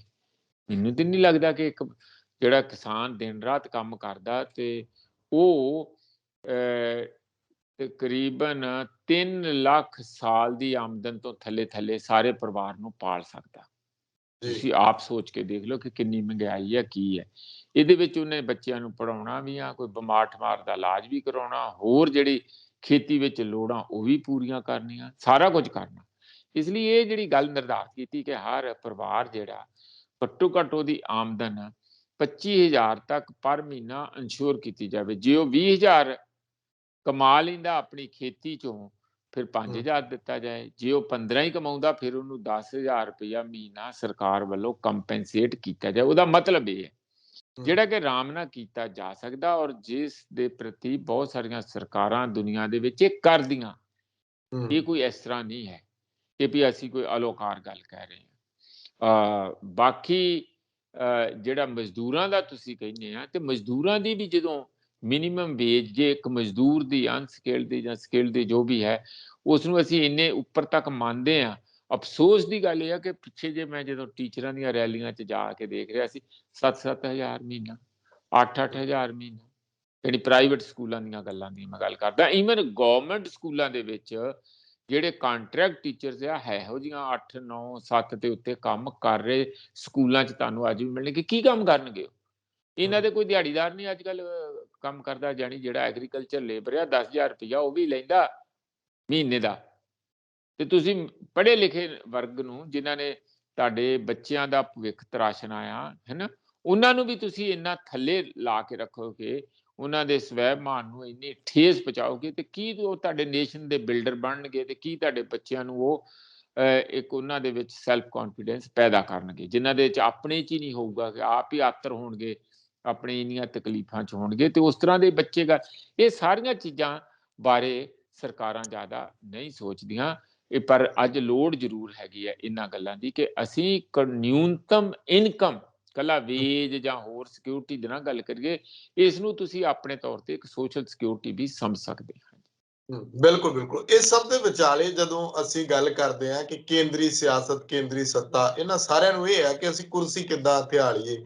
ਭਾਵੇਂ ਕਿ ਪ੍ਰਧਾਨ ਮੰਤਰੀ ਸਾਹਿਬ ਨੇ ਪੰਜਾਬ 'ਚ ਸੰਬੋਧਨ ਕੀਤਾ ਜਾਂ ਯੂਪੀ ਦੇ ਵਿੱਚ ਜਾ ਕੇ ਸੰਬੋਧਨ ਇਲੈਕਸ਼ਨ ਦੌਰਾਨ ਕਰਦੇ ਨੇ, ਪਰ ਜਿਹੜਾ ਕੁਝ ਕਰਨਾਟਕ ਦੇ ਵਿੱਚ ਹੋ ਰਿਹਾ, ਇੱਕ ਪਾਸੇ ਤਾਂ ਇਹ ਫੈਡਰਲਿਜ਼ਮ ਦੀ ਗੱਲ ਕਰਦੇ ਨੇ, ਤੇ ਦੂਜੇ ਪਾਸੇ ਭਗਵਾ ਰਾਸ਼ਟਰਵਾਦ, ਜਿਹੜਾ ਉੱਥੇ ਹਿਜਾਬ ਨਹੀਂ ਪਹਿਨਣ ਦਿੱਤਾ ਜਾ ਰਿਹਾ ਮੁਸਲਿਮ ਲੜਕੀਆਂ ਨੂੰ। ਤੇ ਇਹਨੂੰ ਕਿਸ ਤਰ੍ਹਾਂ ਦੇਖਿਆ ਜਾਏ ਕਿ ਇਹ ਕੀ ਸਾਰਾ ਕੁਝ ਚੋਣਾਂ ਦੇ ਸੰਦਰਭ? ਕਹਿੰਦੇ ਕਰਨਾਟਕ 'ਚ ਵੀ 2023 ਦੇ ਵਿੱਚ ਚੋਣਾਂ ਆਉਣ ਵਾਲੀਆਂ ਅਗਲੇ ਸਾਲ। ਦੇਖੋ, ਜਿਹੜੀ ਬੀਜੇਪੀ ਦਾ ਮੇਨ ਪਲਾਏ, ਜਾਣੀ ਜਿਹੜਾ ਤਰੀਕਾ ਚੋਣਾਂ 'ਚ ਜਾਣ ਦਾ, ਉਹ ਹੈ ਹੀ ਇਹੀ ਹੈ, ਅੱਜ ਦਾ ਨਹੀਂ ਪੁਰਾਣਾ। ਰਥ ਯਾਤਰਾ ਤੋਂ ਲਾ ਲਓ ਅਡਵਾਨੀ ਤੱਕ, ਭਾਵੇਂ ਉਹਦਾ ਕੁਝ ਬਣਿਆ ਨਹੀਂ, ਆਪਣਾ ਹੀ ਪਹੀਆ ਹਿੱਲ ਗਿਆ ਉਹਦਾ, ਤੇ ਕਦੀ ਉਹਦਾ ਸੁਪਨਾ ਪੂਰਾ ਨਹੀਂ ਹੋਇਆ, ਪਰ ਉਹਨੇ ਰਥ ਯਾਤਰਾ ਕੱਢੀ। ਉਹ ਕੀ ਸੀ? ਅੱਗ ਲਾਉਣ ਵਾਲੀਆਂ ਗੱਲਾਂ ਸੀ, ਹਿੰਦੂ ਵਰਸਸ ਮੁਸਲਮਾਨ ਨਹੀਂ ਸੀ, ਤੇ ਹੋਰ ਕੀ ਸੀ? ਉਹ ਬਾਬਰੀ ਮਸਜਿਦ ਨੂੰ ਇੰਨਾ ਲੰਮਾ ਕਰਕੇ ਉਹ ਰੰਜਨ ਗਗੋਈ ਨੂੰ ਬਾਅਦ 'ਚ ਰਾਜ ਸਭਾ ਦਾ ਮੈਂਬਰ ਵੀ ਬਣਾਉਣਾ, CJI ਤੱਕ ਤੁਸੀਂ ਪ੍ਰਭਾਵ ਪਾ ਕੇ ਇਹ ਗੱਲਾਂ ਜੇ ਕਰਵਾਓਗੇ, ਤਾਂ ਉਹਦਾ ਅਰਥ ਕੀ ਹੈ? ਅਰਥ ਇਹੀ ਹੈ ਕਿ ਲੋਕਾਂ ਨੂੰ ਆਪਸ ਵਿੱਚ ਲੜਾ ਕੇ, ਨਫ਼ਰਤ ਦੇ ਬੀਜ ਬੀਜ ਕੇ, ਸਮਾਜ ਨੂੰ ਕਮਜ਼ੋਰ ਕਰਕੇ ਸੱਤਾ ਦੇ ਉੱਤੇ ਕਬਜ਼ਾ ਕਿਵੇਂ ਮਜ਼ਬੂਤ ਕਰਨਾ। ਇਹੀ ਅੰਗਰੇਜ਼ ਕਰਦੇ ਸੀ, ਇਹੀ ਸਾਡੇ ਆਪਣੇ ਪੋਲੀਟੀਸ਼ੀਅਨ ਅੱਜ ਦੀ ਤਰੀਕ 'ਚ ਕਰ ਰਹੇ ਆ। ਉਹ ਕਰਨਾਟਕਾ ਉਹਦੇ ਤੋਂ ਅਲੱਗ ਨਹੀਂ ਆ। ਉਹਦੇ 'ਚ ਤੁਸੀਂ ਦੇਖਿਆ ਕਿਵੇਂ ਜਿਵੇਂ ਭੇਡਾਂ ਬੱਕਰੀਆਂ ਨੂੰ ਪਾ ਕੇ ਲਿਜਾਂਦੇ ਆ ਨਾ ਕਿਸੇ ਟਰੱਕ 'ਚ ਗਾਂਹ, ਉਸ ਕਿਸਮ ਨਾਲ ਬੱਸਾਂ 'ਚ ਭਰ ਕੇ ਐਮਐਲਏ ਨੂੰ ਹੋਟਲਾਂ 'ਚ ਰੱਖਿਆ ਜਾਂਦਾ ਕਿ ਰਾਤੋਂ ਰਾਤ ਕੋਈ ਬਦਲ ਨਾ ਲਏ, ਖਰੀਦ ਨਾ ਲਏ, ਵੱਧ ਬੋਲੀ ਦੇ ਕੇ। ਇਹ ਕਿਵੇਂ ਸਰਕਾਰਾਂ ਬਣਦੀਆਂ ਕਰਨਾਟਕਾ 'ਚ ਅਸੀਂ ਦੇਖ ਰਹੇ ਹਾਂ ਪਿਛਲੇ। ਸਾਡੇ ਲੱਗਦਾ ਸਾਡਾ ਪੰਜਾਬ ਵੀ ਕਿਤੇ ਉਧਰ ਨੂੰ ਨਾ ਤੁਰ ਪਏ, ਕਿਉਂਕਿ ਹੌਲੀ ਹੌਲੀ ਰੰਗ ਤੇ ਖਰਬੂਜੇ ਨੂੰ ਵੇਖ ਕੇ ਖਰਬੂਜਾ ਰੰਗ ਫੜ ਰਿਹਾ। ਪਰ ਕਰਨਾਟਕਾ 'ਚ ਬੜਾ ਓਬਵੀਅਸ ਦੇਖ ਰਿਹਾ ਸੀ ਕਿ ਇਹ ਕਿਸ ਕਿਸਮ ਦੀ ਖਰੀਦੋ ਫਰੋਖਤ ਵਾਲੀ, ਟਰਨ ਕੋਰਸ ਵਾਲੀ ਰਾਜਨੀਤੀ ਕੀਤੀ ਜਾ ਰਹੀ। ਉਹਦਾ ਹੁਣ ਤੁਹਾਨੂੰ ਰੰਗ ਦੇਖਣ ਨੂੰ ਸਾਹਮਣੇ ਮਿਲ ਰਹੇ ਆ। ਬਿਲਕੁਲ ਨਫ਼ਰਤ ਵਾਲੀ ਗੱਲ ਹੈ। ਇਹ ਸਵਾਲ ਏਡੇ ਸੌਖੇ ਨਹੀਂ ਹੁੰਦੇ। ਤੁਹਾਨੂੰ ਪਤਾ ਕਿ ਸਾਡੇ ਸਿਮਰਨਜੀਤ ਸਿੰਘ ਮਾਨ ਨੇ ਜਦੋਂ ਇੰਨੀਆਂ ਸੀਟਾਂ ਪਾਰਲੀਮੈਂਟ 'ਚ ਜਿੱਤ ਕੇ ਪਾਰਲੀਮੈਂਟ ਦੇ ਅੰਦਰ ਕਿਸ ਕਰਕੇ ਨਹੀਂ ਗਏ ਜੀ? ਮੈਂ 3 ਫੁੱਟੀ ਕਿਰਪਾਨ ਲਿਜਾਣੀ ਅੰਦਰ, ਇਹੀ ਸੀ ਨਾ ਗੱਲ, ਜੇ ਮੈਨੂੰ ਯਾਦ ਹੋਵੇ ਤੇ ਨਹੀਂ ਗਏ। ਸਾਰਾ ਕੁਝ ਹੀ ਅੱਜ ਮੁੜ ਕੇ ਉਸ ਗੱਲ ਨੂੰ ਮੁੜ ਕੇ ਰਾਜ ਮਿਲ ਗਿਆ, ਉਹਨੀਆਂ ਵੋਟਾਂ ਮਿਲ ਗਈਆਂ, ਉਹਨਾਂ ਲੋਕਾਂ ਦਾ ਭਰੋਸਾ ਮਿਲ ਗਿਆ। ਪਰ ਇੱਕ ਧਰਮ ਦੇ ਨਾਂ ਦੇ ਉੱਤੇ ਉਹਦੀ ਇੱਕ ਉਹਨਾਂ ਨੇ ਆਪਣੇ ਦਿਲੋਂ ਇੱਕ ਇੱਛਾ ਤੇ ਉਹਦੇ ਤੇ ਪੂਰਾ ਕੀ ਕੁਛ ਨਿਸ਼ਾਵਰ ਨਹੀਂ ਕੀਤਾ। ਮੈਂ ਇਹ ਗੱਲ ਕਹਿ ਰਿਹਾ। ਵੈਸਟ ਦੇ ਵਿੱਚ ਵੀ ਤੁਸੀਂ ਦੇਖੋ, ਕਦੀ ਕੋਈ ਇਹੋ ਜਿਹੇ ਨਾਵਲ ਆ ਜਾਂਦੇ ਆ ਰਸ਼ਦੀ ਦੇ, ਕਦੀ ਫਰਾਂਸ ਦੇ ਵਿੱਚ ਤੁਸੀਂ ਦੇਖਿਆ ਪਿੱਛੇ ਕੀ ਹੁੰਦਾ, ਫਿਰ ਉੱਥੇ ਵੀ ਹੁੰਦਾ। ਨਹੀਂ ਜੀ, ਉੱਥੇ ਆਹ ਗੱਲਾਂ ਚੱਲਦੀਆਂ ਕਿ ਆਪਣਾ ਬੁਰਕਾ ਪਹਿਨ ਕੇ ਜਾਂ ਕੋਈ ਹਿਜਾਬ ਪਹਿਨ ਕੇ ਨਹੀਂ ਆ ਸਕਦੇ, ਇਹ ਨਹੀਂ ਹੈ, ਕਿਉਂ ਨਹੀਂ। ਉਹ ਵੈਸਟਰਨ ਕਲਚਰ ਜਾਂ ਕ੍ਰਿਸਚੀਅਨ ਕਲਚਰ ਦੇ ਕੰਟੈਕਸਟ ਵਿੱਚ ਉੱਥੇ ਹੁੰਦਾ। ਇੱਥੇ ਹਿੰਦੂ ਕਲਚਰ ਦੇ ਕੰਟੈਕਸਟ ਵਿੱਚ ਹੁੰਦਾ। ਇਹ ਕੋਈ ਬਹੁਤੀਆਂ ਦੇਖੋ, ਧਰਮ ਤੇ ਸਾਰੇ ਠੀਕ ਆ, ਆਪੋ ਆਪਣਾ ਧਰਮ ਹਰ ਇੱਕ ਨੂੰ ਪਿਆਰਾ, ਪਰ ਉਸ ਨੂੰ ਤੁਸੀਂ ਡੰਡੇ ਦੇ ਨਾਲ ਕਿਸੇ ਨੂੰ ਕਹੋ ਕਿ ਇਹ ਸਾਡਾ ਸੰਵਿਧਾਨ ਇਸ ਕਿਸਮ ਦੀ ਇਜਾਜ਼ਤ ਨਹੀਂ ਦਿੰਦਾ। ਇਹ ਉਸ ਧਰਮ ਦੀਆਂ ਜੋ ਪ੍ਰੈਕਟਿਸਿਸ ਹੈਗੀਆਂ, ਉਸ ਨੂੰ ਤੁਸੀਂ ਆਪਣੇ ਦੂਜੇ ਲੋਕ ਜਾਂ ਰਾਜਨੀਤੀ ਵਾਲੇ ਲੋਕ ਉਸ ਨੂੰ ਟਿੰਕਰ ਨਹੀਂ ਕਰ ਸਕਦੇ, ਉਹਨੂੰ ਦਬਾ ਕੇ। ਸਾਨੂੰ ਕਹਿਣਗੇ ਤੁਸੀਂ ਤਲਵਾਰ ਨਹੀਂ ਰੱਖ ਸਕਦੇ। ਤੁਸੀਂ ਦੇਖੋ ਕਿੰਨੀ ਲੜਾਈਆਂ ਹੁੰਦੀਆਂ। ਪੱਗ ਨੂੰ ਉਤਾਰ ਕੇ ਜਦੋਂ ਤਲਾਸ਼ੀ ਹੁੰਦੀ ਹੈ ਬਾਹਰਲੇ ਏਅਰਪੋਰਟ ਦੇ ਉੱਤੇ ਕਿਸੇ ਵੀ ਕਾਰਨਾਂ ਕਰਕੇ, ਕਿੰਨੀ ਉਹਦੇ ਸਾਡੇ ਦਿਲ ਨੂੰ ਠੇਸ ਪਹੁੰਚਦੀ ਹੈ ਤੇ ਕਿੰਨਾ ਅਸੀਂ ਉਸ ਗੱਲ ਤੇ ਸਾਰੇ ਹੋ ਹੱਲਾ ਕਰਦੇ ਹਾਂ ਮੀਡੀਆ ਰਾਹੀਂ ਕਿ ਸਿੱਖਾਂ ਦੀ ਬੇਇੱਜ਼ਤੀ ਹੈ। ਲੱਗਦਾ ਉਹਨਾਂ ਨੂੰ ਤਾਂ ਹੀ ਕਹਿੰਦੇ ਆ। ਆਪਾਂ ਫਿਰ ਕੀ ਮੁਸਲਮਾਨਾਂ ਨੂੰ ਜਿਹੜੀਆਂ ਬੱਚੀਆਂ ਆ, ਜੇ ਉਹ ਕਰਦੇ ਆ ਤੇ ਕਿਤੇ ਉਹ ਟੈਰਰਿਸਟ ਆ? ਕੋਈ ਨਹੀਂ ਉਹਨਾਂ ਦਾ ਧਰਮ ਇਜਾਜ਼ਤ ਦਿੰਦਾ। ਹੌਲੀ ਹੌਲੀ ਧਰਮ ਵੀ ਬਦਲਣਗੇ, ਜਾਂ ਉਹਨਾਂ ਨੂੰ ਤੁਸੀਂ ਹੌਲੀ ਹੌਲੀ ਉਹਨਾਂ ਦੇ ਮਾਂ-ਬਾਪ ਨੂੰ, ਉਹਨਾਂ ਦੇ ਧਰਮ ਦੇ ਜਿਹੜੇ ਉੱਥੇ ਇਮਾਮ ਸਾਹਿਬ ਹੈ ਜਾਂ ਸ਼ਾਹੀ ਇਮਾਮ ਹੈ ਜਾਂ ਜੋ ਵੀ ਪ੍ਰੀਚਰ ਹੈਗੇ, ਉਹਨਾਂ ਨਾਲ ਤੁਸੀਂ ਡਾਇਲਾਗ ਕਰੋ। ਆਪ ਕੁਛ ਜ਼ਬਰਦਸਤੀ ਕਰ ਦੀਜੇਗਾ, ਉਹਨਾਂ ਰਾਹੀਂ ਕਰਾਓ, ਤਾਂ ਕਿ ਕਿਸੇ ਨੂੰ ਕੋਈ ਬਹੁਤ ਖੇਦ ਨਾ ਹੋਏ, ਇਹ ਨਾ ਲੱਗੇ ਕਿ ਇਹ ਬਾਹਰੋਂ ਸਾਡੇ ਤੇ ਠੋਸਿਆ ਜਾ ਰਿਹਾ। ਮੈਂ ਕੋਈ ਤਬਦੀਲੀ ਦੇ ਵਿਰੋਧ ਵਿੱਚ ਨਹੀਂ ਹੈ। ਦੇਖੋ, ਆਫਟਰ ਆਲ ਅਸੀਂ ਸਾਰੇ ਹੀ ਇੱਕ ਵੱਡੀਆਂ ਰੋਜ਼ ਤਬਦੀਲੀਆਂ ਦੇ ਵਿੱਚੋਂ ਦੀ ਲੰਘਦੇ ਹਾਂ। ਕਿਸ ਤਰ੍ਹਾਂ ਦਾ ਮੀਡੀਆ ਆ ਗਿਆ, ਕਿਸ ਤਰ੍ਹਾਂ ਦਾ ਹਰ ਚੀਜ਼ ਫਟਾਫਟ ICT ਜੋ ਵੀ ਹੈ, ਇਨਫੋਰਮੇਸ਼ਨ ਐਂਡ ਕਮਿਊਨੀਕੇਸ਼ਨ ਟੈਕਨੋਲੋਜੀ ਆ ਗਈ। ਪਹਿਲਾਂ ਕੋਈ ਸੋਚ ਨਹੀਂ ਸਕਦੇ 20 ਸਾਲ ਪਹਿਲਾਂ ਕਿ ਇੰਨੀ ਤੇਜ਼ੀ ਨਾਲ ਸਾਰਾ ਕੁਝ ਸਪੀਡ ਫੜੂਗਾ। ਪਰ ਉਹਦੇ ਨਾਲ ਫਿਰ ਸਾਨੂੰ ਆਪਣੇ ਵੀ ਤੌਰ ਤਰੀਕੇ ਸੋਚਣ ਦੇ, ਰਹਿਣ ਸਹਿਣ ਦੇ, ਖਾਣ ਪੀਣ ਦੇ ਬਦਲਣੇ ਪੈਂਦੇ ਆ। ਤੇ ਜੇ ਧਰਮ ਬਿਲਕੁਲ ਹਰ ਚੀਜ਼ 'ਚ ਕੋਈ ਇੰਟਰਫੀਅਰ ਕਰਦਾ, ਧਾਰਮਿਕ ਜਿਹੜੇ ਬੰਦੇ ਹੈ ਜਾਂ ਸਾਡੇ ਉਹ ਪ੍ਰੀਸਟਲੀ ਕਲਾਸ ਹੈ, ਉਹਨਾਂ ਨੂੰ ਵੀ ਸੋਚਣਾ ਚਾਹੀਦਾ ਵੀ ਕਿਹੜੀ ਚੀਜ਼ ਨੂੰ ਬਦਲੀਏ, ਕਿਹੜੀ ਨੂੰ ਆਪਾਂ ਰੱਖਣਾ। ਪਰ ਇਹਦੇ ਸਾਰਾ ਕੁਝ ਮੈਂ ਮੰਨਦਾ ਹੋਇਆ ਫਿਰ ਇਹ ਕਹੂੰਗਾ ਕਿ ਕਿਸੇ ਵੀ ਧਰਮ ਦੇ ਤੌਰ ਤਰੀਕਿਆਂ ਨੂੰ ਜ਼ਬਰਦਸਤੀ ਉਹਨਾਂ ਨੂੰ ਵਾਇਲੇਟ ਕਰਨਾ ਜਾਂ ਬਦਲਣ ਦੀ ਕੋਸ਼ਿਸ਼ ਕਰਨਾ, ਇਹ ਇੱਕ ਲੋਕਾਂ ਦੇ ਸੰਸਕਾਰਾਂ ਦੇ ਨਾਲ, ਲੋਕਾਂ ਦੀ ਜਿਹੜੀ ਇੱਕ ਸਪਿਰਿਚੁਅਲ ਲਾਈਫ ਹੈ ਉਹਦੇ ਨਾਲ ਖਿਲਵਾੜ ਹੈ। ਇਸ ਤੋਂ ਸਿੱਖਣ ਦੀ ਲੋੜ ਹੈ। ਆਪਾਂ ਨੂੰ ਸ਼ਾਂਤੀ ਰੱਖਣਾ, ਧਰਮਾਂ ਦੇ ਵਿੱਚ ਇੱਕ ਆਪਸੀ ਭਾਈਚਾਰਾ ਬਣਾ ਕੇ ਰੱਖਣਾ ਸਾਡੇ ਵਰਗੇ ਵੱਡੇ ਦੇਸ਼ ਲਈ ਅਤੀ ਜ਼ਰੂਰੀ ਹੈ। ਬਿਲਕੁਲ ਸਵਾਲ ਜਿਹੜਾ ਉਹ ਹੁਣ ਕਾਂਗਰਸ ਦੀ ਸਿਆਸਤ ਉੱਤੇ ਹੈ। ਇੱਕ ਪਾਸੇ ਤੇ ਈਡੀ ਦਾ ਸ਼ਿਕੰਜਾ ਵੱਧਦਾ ਜਾ ਰਿਹਾ, ਜਿਹੜੇ ਚੰਨੀ ਸਾਹਿਬ ਦੇ ਭਾਣਜੇ ਸੀ ਭੁਪਿੰਦਰ ਹਣੀ, ਉਹਨਾਂ ਦਾ ਰਿਮਾਂਡ ਹੋਰ 3 ਦਿਨ ਦਾ ਦੇ ਦਿੱਤਾ ਅਦਾਲਤ ਨੇ।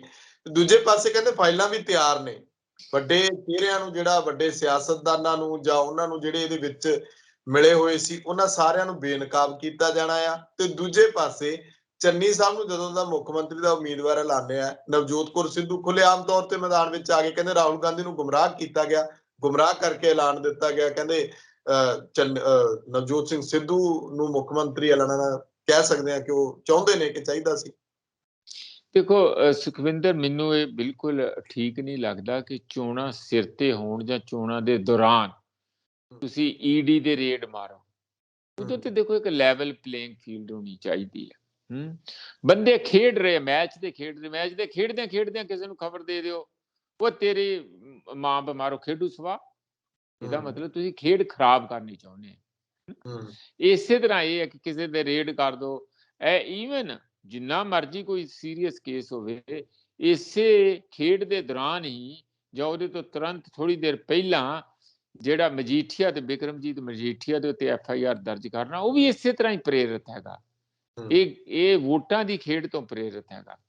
ਮੈਂ ਨਹੀਂ ਕਹਿੰਦਾ ਕਿ ਉਹਦੇ ਚ ਦਮਖਮ ਨਹੀਂ FIR, ਪਰ ਹੁਣੇ ਕਿਉਂ 5 ਸਾਲ ਸੁੱਤੇ ਪਏ ਸੀ ਜਦੋਂ ਪੱਟ ਤੇ ਹੱਥ ਮਾਰ ਕੇ ਕਹਿੰਦੇ ਸੀ ਜੇ ਤੁਹਾਡੀ ਜ਼ਰੂਰਤ ਹੈ, ਤੁਹਾਡੇ ਕੋਲ ਕੁਝ ਹੈ ਤੇ ਕਰੋ, ਸਾਨੂੰ ਜੇਲ੍ਹ ਚ ਕਰੋ, ਸਾਨੂੰ ਛੇਤੀ ਕਰੋ, ਉਹ ਕਹਿੰਦੇ ਸੀ ਅਕਾਲੀ ਰੋਜ਼। ਪਰ ਇਹਨਾਂ ਨੇ ਉਦੋਂ ਤੱਕ ਘੇਸ ਮਾਰ ਛੱਡੀ, ਬਾਅਦ ਚ ਕੀਤਾ। ਹੁਣ ਉਹੀ ਗੱਲ ਮੋਦੀ ਕਰ ਰਿਹਾ ਵੀ ਜੇ ਤੁਹਾਡੀ ਇੱਥੇ ਰੈਲੀ ਨਹੀਂ ਹੋਈ ਤੇ ਚੰਨੀ ਨੇ ਕਹਿਤਾ ਕਿ ਨਾ ਜੀ ਅਸੀਂ ਸਾਨੂੰ ਇਹੋ ਜਿਹੇ ਬੋਲ ਕਬੋਲ ਨਾ ਬੋਲੋ, ਮੈਂ ਇਸ ਪੰਜਾਬ ਦਾ ਚੀਫ ਮਿਨਿਸਟਰ ਹਾਂ ਤੇ ਉਹਨਾਂ ਦੀ ਸ਼ਾਨ ਬਾਨ ਆਉਣ ਦਾ ਇੱਕ ਕਿਸਮ ਦਾ ਸਿੰਬਲ ਵੀ ਹੈਗਾ, ਤੇ ਜਿਸ ਤਰੀਕੇ ਨਾਲ ਤੁਸੀਂ ਇਹ ਇੱਕਦਮ ਸਾਨੂੰ ਦਰਕਾਰ ਕੇ ਗਏ ਆ ਕਿ ਮੈਂ ਬਚ ਕੇ ਨਿਕਲਿਆ, ਤੇ ਉਸ ਕਿਸਮ ਦੀ ਜਿਹੜੀ ਭਾਸ਼ਾ ਉਹ ਖਤਰਨਾਕ ਅੱਗ ਲਾਊ ਭਾਸ਼ਾ ਸੀਗੀ। ਤੁਹਾਨੂੰ ਪਤਾ ਹਿਲਜੁਲ ਵੀ ਹੋਈ ਦੂਜਿਆਂ ਸੂਬਿਆਂ 'ਚ ਥੋੜੀ ਇਸ ਗੱਲ ਦੇ ਬਾਅਦ। ਤਾਂ ਸਾਨੂੰ ਲੱਗਦਾ ਕਿ ਹੁਣ ਉਸ ਦਾ ਕੱਢਣਾ ਕੋਈ ਨਾ ਕੋਈ, ਲੋਕੀ ਤੇ ਇਹੀ ਸਮਝਦੇ ਆ ਪੰਜਾਬ ਦੇ ਵਿੱਚ ਬਹੁਤ ਸਾਰੇ, ਖਾਸ ਕਰਕੇ ਕਾਂਗਰਸੀ ਸਮਝਣਗੇ, ਔਰ ਉਹਦੇ ਵਿੱਚ ਵੀ ਗਾਂ ਦਲਿਤ ਤੇ ਬਿਲਕੁਲ ਹੀ ਇਹ ਸਮਝਣਗੇ, ਕਿਉਂਕਿ ਸਾਡੇ ਚੀਫ ਮਿਨਿਸਟਰ ਨੇ ਪ੍ਰਧਾਨ ਮੰਤਰੀ ਦੀ ਗਲਤ ਬਿਆਨੀ ਨੂੰ ਅੱਖ ਦਿਖਾਈ ਤੇ ਉਹਦਾ ਬਦਲਾ ਲਿਆ ਜਾ ਰਿਹਾ। ਇਹ ਸਾਰੀਆਂ ਗੱਲਾਂ ਇਲੈਕਸ਼ਨਾਂ ਦੇ ਦੌਰਾਨ ਜਾਂ ਤੁਰੰਤ ਇੱਕ ਅੱਧਾ ਮਹੀਨਾ ਉਹਦੇ ਤੋਂ ਪਹਿਲਾਂ ਇਹ ਸ਼ੁਰੂ ਕਰਨੀਆਂ, ਇਹ ਰਾਜਨੀਤੀ ਤੋਂ ਪ੍ਰੇਰਿਤ ਆ, ਨਾ ਕਿ ਇਨਸਾਫ ਦਿਵਾਉਣ ਤੇ ਲੁੱਟ ਖੋਹ ਖਤਮ ਕਰਨ ਦੇ ਵਿੱਚ। ਅਸੀਂ ਬਾਰ-ਬਾਰ ਪਹਿਲਾਂ ਵੀ ਗੱਲ ਕਰੀ। ਰਹੀ ਗੱਲ ਜਿਹੜੀ ਨਵਜੋਤ ਸਿੰਘ ਸਿੱਧੂ ਦੀ, ਜਿਹੜੇ ਨਵਜੋਤ ਕੌਰ ਸਿੱਧੂ ਦੀ ਗੱਲ ਹੈ ਕਿ ਉਹਨਾਂ ਨੇ ਬੇਵਕੂਫ ਬਣਾਇਆ ਚੰਨੀ ਨੇ, ਮੈਨੂੰ ਨਹੀਂ ਲੱਗਦਾ ਕਿ ਨਾ ਰਾਹੁਲ ਗਾਂਧੀ ਨਾ ਚੰਨੀ ਉਹ ਬੇਵਕੂਫ ਹੈਗੇ ਆ, ਜਾਂ ਉਹਨਾਂ ਨੂੰ ਇੱਕ ਦੂਜੇ ਦੇ ਮੁੱਦੇ ਦੀ ਜਾਂ ਚੀਜ਼ਾਂ ਦੀ ਸਮਝ ਨਹੀਂ, ਰਾਜਨੀਤਿਕ ਪਿਉਤੜੇਬਾਜ਼ੀ ਦੀ ਸਮਝ ਨਹੀਂ। ਇਸ ਤਰ੍ਹਾਂ ਨਹੀਂ ਹੈ, ਐਡਾ ਵੀ ਕੋਈ ਕੱਚੀਆਂ ਗੋਲੀਆਂ ਖੇਡਣ ਵਾਲਾ ਨਹੀਂ ਹੈਗਾ। ਚੰਗਾ ਭਲਾ ਪਤਾ ਹੈ ਰਾਹੁਲ ਗਾਂਧੀ ਨੂੰ ਕਿ ਚੰਨੀ ਦੀ ਜਾਇਜ਼ ਨਜਾਇਜ਼ ਜਿਹੋ ਜਿਹੀ ਵੀ ਜਾਇਦਾਦ, ਕੋਠੀਆਂ, ਹੋਰ ਪ੍ਰਾਪਰਟੀ ਕਿੰਨੀ ਹੈ, ਪਤਾ ਸਾਰਾ ਉਹਨਾਂ ਨੂੰ। ਉਹ ਇਸ ਕਰਕੇ ਥੋੜੀ ਉਹਨੂੰ ਆਮ ਆਦਮੀ ਕਹਿ ਰਿਹਾ ਕਿਉਂਕਿ ਉਹ ਗਰੀਬ ਹੈ। ਉਹ ਇਸ ਕਰਕੇ ਆਮ ਆਦਮੀ ਹੈ ਕਿਉਂਕਿ ਉਹ ਉਸ ਕਾਸਟ ਦੇ ਵਿੱਚ, ਉਸ ਜਾਤੀ ਜਾਂ ਉਸ ਸਮੁਦਾਇ 'ਚ ਪੈਦਾ ਹੋਏ ਜਿੱਥੇ ਸਮਾਜਿਕ ਬਰਾਬਰ ਦਾ ਰੁਤਬਾ ਅਜੇ ਵੀ ਜਿਹੜੇ ਸਵਰਨ ਜਾਤੀਆਂ ਆ ਉਹਨਾਂ ਨੂੰ ਦੇਣ ਲਈ ਤਿਆਰ ਨਹੀਂ। ਮੈਂ ਤੁਹਾਨੂੰ, ਲੋਕੀ ਕਹਿਣਗੇ ਦੱਸੋ ਫਿਰ ਕਿੱਥੇ ਆ, ਕੀ ਆ। ਮੈਂ ਛੋਟੀ ਐਗਜ਼ਾਮਪਲ ਦੇ ਦਿੰਦਾ। ਅੱਜ ਵੀ ਗਰੀਬ ਤੋਂ ਗਰੀਬ ਜੱਟ ਦੀ ਜਿਹੜੀ ਕੁੜੀ ਹੈ, ਜਾਂ ਕਿਸੇ ਵੀ ਸਵਰਨ ਜਾਤੀ ਦੀ, ਬ੍ਰਾਹਮਣ ਦੀ ਹੋਏ, ਰਾਜਪੂਤ ਦੀ ਹੋਏ, ਖੱਤਰੀ ਦੀ ਹੋਏ, ਰੋੜੇ ਦੀ ਹੋਏ, ਗਰੀਬ ਤੋਂ ਗਰੀਬ ਵੀ ਜੇ ਕੁੜੀ ਉਹਨਾਂ ਦੇ ਅਮੀਰ ਤੋਂ ਅਮੀਰ ਦਲਿਤ ਦੇ ਵਿਆਹ ਕਰਨਾ ਚਾਹੇ ਤੇ ਕੀ ਪਸੂੜੀ ਪੈਂਦੀ ਤੁਹਾਨੂੰ ਪਤਾ ਹੀ ਹੈ, ਕੀ ਵਾਵਰੋਲਾ ਉੱਠਦੇ ਤੁਹਾਨੂੰ ਪਤਾ ਹੀ ਹੈ। ਤੇ ਐਵੇਂ ਕਹਿ ਦੇਣਾ ਕਿ ਨਹੀਂ ਜੀ ਇਹ ਤੇ ਕੁਛ ਨਹੀਂ ਹੈ ਜੀ, ਸਾਡੇ ਤੇ ਕੁਛ ਨਹੀਂ ਹੈਗਾ, ਜਦੋਂ ਪਟਾਕੇ ਪੈਂਦੇ ਉਦੋਂ ਪਤਾ ਲੱਗਦਾ ਕਿ ਅਸਲੀਅਤ ਕੀ ਹੈਗੀ ਆ, ਕਿ ਕਿੰਨੇ ਵਖਰੇਵੇਂ ਅਜੇ ਵੀ ਹੈਗੇ। ਮੈਂ ਕਿਸੇ ਦੇ ਵੀ ਭਾਵਨਾ ਨੂੰ ਠੇਸ ਨਹੀਂ ਪਹੁੰਚਾਉਣੀ ਚਾਹੁੰਦਾ। ਮੈਂ ਤੁਹਾਨੂੰ ਟੈਸਟ ਕੇਸ ਦੀ ਗੱਲ ਦੱਸਦਾ ਵੀ ਉਦਣ ਪਤਾ ਲੱਗਦਾ ਜਦੋਂ ਚੰਗਿਆੜੇ ਪੈਂਦੇ ਆ ਕਿ ਆਹ ਤਾਂ ਨਹੀਂ ਸੀ ਸੋਚਿਆ, ਆਹ ਕਿਵੇਂ ਹੋ ਗਿਆ। ਇਹ ਜਿਹੜੇ ਮਾਨਸਿਕ ਤੌਰ ਤੇ ਵਿਥਾਂ ਪਈਆਂ ਹੋਈਆਂ, ਉਹਦਾ ਕਾਰਨ ਇਹ ਹੈ ਕਿ ਕੁਝ ਅਤੀ ਗਰੀਬ ਆ ਲੋਕ, ਤੇ ਉਹਨਾਂ ਨੂੰ ਇਹ ਕਹਿਤਾ ਕਿ ਤੁਸੀਂ ਐਸ ਜਾਤੀ ਕਰਕੇ ਗਰੀਬ ਆ, ਤੁਹਾਡੀ ਕਿਸਮਤ ਹੀ ਹੈ, ਤੁਸੀਂ ਇੱਥੇ ਹੀ ਰਹਿਣਾ ਤੇ ਇਹੋ ਕੁਝ ਕਰਨਾ, ਘਾਈ ਦਾ ਪੁੱਤ ਘਾਈ। ਉੱਥੋਂ ਇਹ ਸਾਰਾ ਕੁਝ ਨਿਕਲਦਾ ਆ। ਉਸ ਕਰਕੇ ਉਹ ਆਮ ਆਦਮੀ ਆ। ਆਮ ਦਾ ਮਤਲਬ ਉਹਨਾਂ ਲੋਕਾਂ ਚੋਂ ਆ ਜਿਨ੍ਹਾਂ ਨੂੰ ਸਭ ਕੁਝ ਹੁੰਦਿਆਂ ਹੋਇਆਂ ਵੀ ਸਮਾਜਿਕ ਇੱਜ਼ਤ ਮਾਣ ਤੇ ਰੁਤਬਾ ਪ੍ਰਦਾਨ ਨਹੀਂ ਕੀਤਾ ਜਾਂਦਾ ਸਮਾਜ ਵੱਲੋਂ। ਮੈਂ ਕਿਸੇ ਇੱਕ ਨੂੰ ਨਹੀਂ ਨਿੰਦ ਰਿਹਾ, ਇੱਕ ਦਾ ਕਸੂਰ ਨਹੀਂ ਕੱਢ ਰਿਹਾ, ਸਮਾਜਿਕ ਤਾਣਾ ਬਾਣਾ ਇਹੋ ਜਿਹਾ। ਇਸ ਲਈ ਉਸ ਦਾ ਅੱਗੇ ਆਉਣਾ, ਉਸ ਸੈਂਸ ਵਿੱਚ ਰਾਹੁਲ ਨੇ ਸਹੀ ਪੱਤਾ ਖੇਡਿਆ ਕਿ ਇੱਕ ਵੱਡਾ ਵੋਟ ਦੀ ਜਿਨ੍ਹਾਂ ਕੋਲ 32% ਵੋਟਾਂ ਆ, ਜੇ ਉਹਨੂੰ ਅੱਗੇ ਕਰਕੇ ਲੜਨਗੇ ਤੇ ਉਹਨਾਂ ਨੂੰ ਰਾਜਨੀਤਿਕ ਤੌਰ ਤੇ ਲਾਭ। ਮੈਂ ਕਹਿੰਦਾ ਕਿ ਰਾਜਨੀਤਿਕ ਤੌਰ ਤੇ ਪ੍ਰੇਰਿਤ ਹੋਊਗਾ, ਪਰ ਇਹ ਜਿਹੜੀ ਗੱਲ ਕਹਿ ਦੇਣੀ ਕਿ ਉਹਨੂੰ ਪਤਾ ਨਹੀਂ ਬੇਵਕੂਫ ਬਣਾਇਆ, ਮੇਰਾ ਖਿਆਲ ਨਹੀਂ ਹੈ। ਹੋਰ ਤੇ ਗੁੰਮਰਾਹ ਭਾਵੇਂ ਕੋਈ ਬੇਵਕੂਫ ਬਣ ਗਿਆ ਹੋਵੇ, ਨਾ ਚੰਨੀ ਬੇਵਕੂਫ ਬਣੇ ਤੇ ਨਾ ਇਹੋ ਜਿਹੀਆਂ ਗੱਲਾਂ ਤੇ ਰਾਹੁਲ ਬੇਵਕੂਫ ਬਣੇ।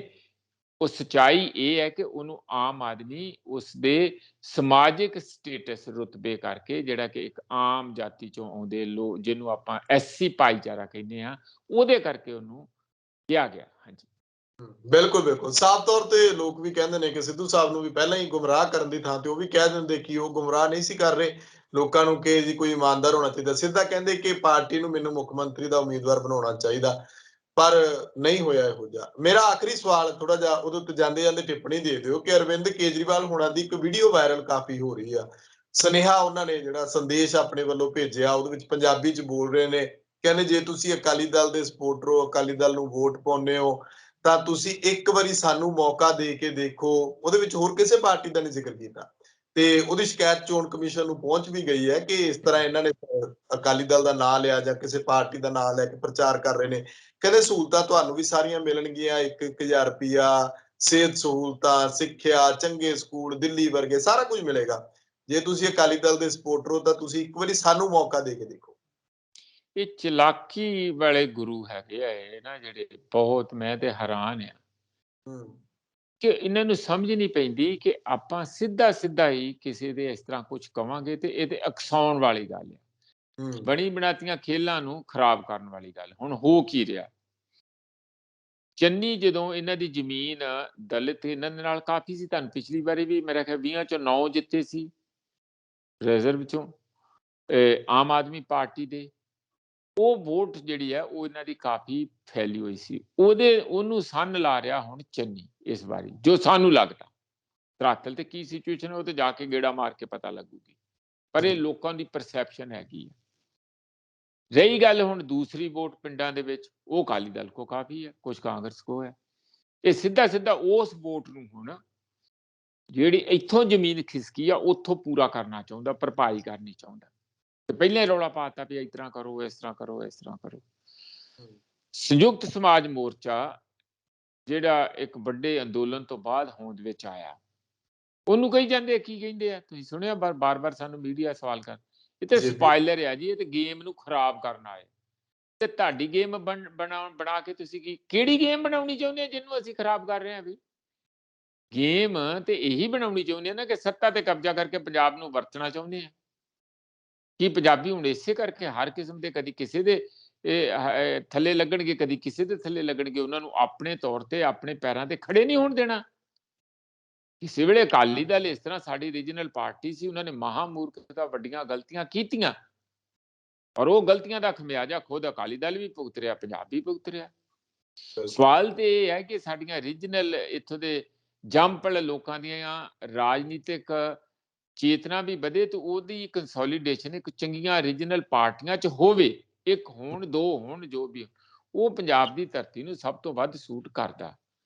ਪਰ ਇਹ ਬਾਹਰੋਂ ਆ ਕੇ ਇੱਥੇ ਚਲਾਕੀਆਂ ਦੇ ਨਾਲ ਸੱਤਾ ਤੇ ਕਬਜ਼ਾ ਕਰਕੇ, ਕੁਝ ਐਡਵਰਟਾਈਜ਼ਮੈਂਟ ਕਰਕੇ, ਕੁਝ ਸਾਰਾ ਆਪਣਾ ਜੋ ਵੀ ਹੈ ਭੋਲਾ ਜਿਹਾ ਮੂੰਹ ਬਣਾ ਕੇ, ਜਿਵੇਂ ਚੰਨੀ ਕਹਿੰਦਾ ਸੀਗਾ ਕਿ 5 ਸਟਾਰ ਹੋਟਲ 'ਚ ਉਤਰਦੇ। ਸੱਚੀ ਗੱਲ ਆ ਜਿਹੜੇ ਚੰਡੀਗੜ੍ਹ ਦੇ ਸਭ ਤੋਂ ਵੱਡੇ ਵੱਡੇ ਹੋਟਲ ਆ, ਪੂਰੇ ਦੇ ਪੂਰੇ ਆਮ ਆਦਮੀ ਪਾਰਟੀ ਨੇ ਬੁੱਕ ਕੀਤੇ, ਵੱਡੇ ਹੋਟਲ।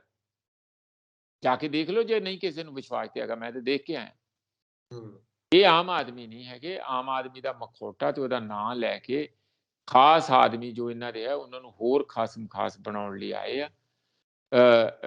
ਬਾਕੀ ਜਿਹੜੀ ਇਹ ਗੱਲ ਕਿਸੇ ਤੇ ਸਿੱਧਾ ਸਿੱਧਾ ਕਹਿਣਾ ਇਹ ਮੇਰੇ ਵੀ ਸੁਣਨ ਵਿੱਚ ਆਈ ਹੈ। ਮੈਨੂੰ ਉਹਦੇ ਵਿਰੁੱਧ ਇਹ ਵੀ ਪੁੱਛਿਆ ਜਾ ਰਿਹਾ ਸੀ ਵੀ ਇਹਨੇ ਕਿਹਦੀ ਇਜਾਜ਼ਤ ਲੈ ਕੇ, ਇਲੈਕਸ਼ਨ ਕਮਿਸ਼ਨ ਨੇ ਇਜਾਜ਼ਤ ਦਿੱਤੀ ਇਸ ਗੱਲ ਦੀ ਕਿ ਤੂੰ ਇਹੋ ਜਿਹੀ ਵੀਡੀਓ ਚਲਾ?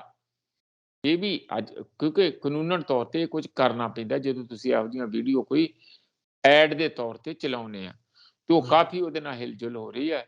ਪਰ ਕੀ ਇਹਨੇ ਬਥੇਰੀਆਂ ਖਾਧੀਆਂ ਪੀਤੀਆਂ, ਇਹਨੂੰ ਕੋਈ ਬਹੁਤਾ ਫਰਕ ਕੇਜਰੀਵਾਲ ਨੂੰ ਪੈਂਦਾ ਨਹੀਂ।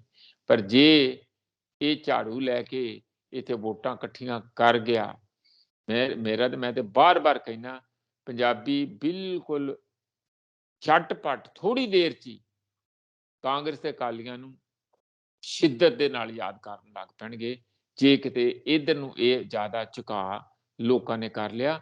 ਕਿਉਂਕਿ ਉਹਦਾ ਜਿਹੜਾ ਦੱਸਿਆ ਹੈ ਨਾ ਛੇਤੀ ਛੇਤੀ ਪਾਣੀ ਨਹੀਂ ਮੰਗਦਾ।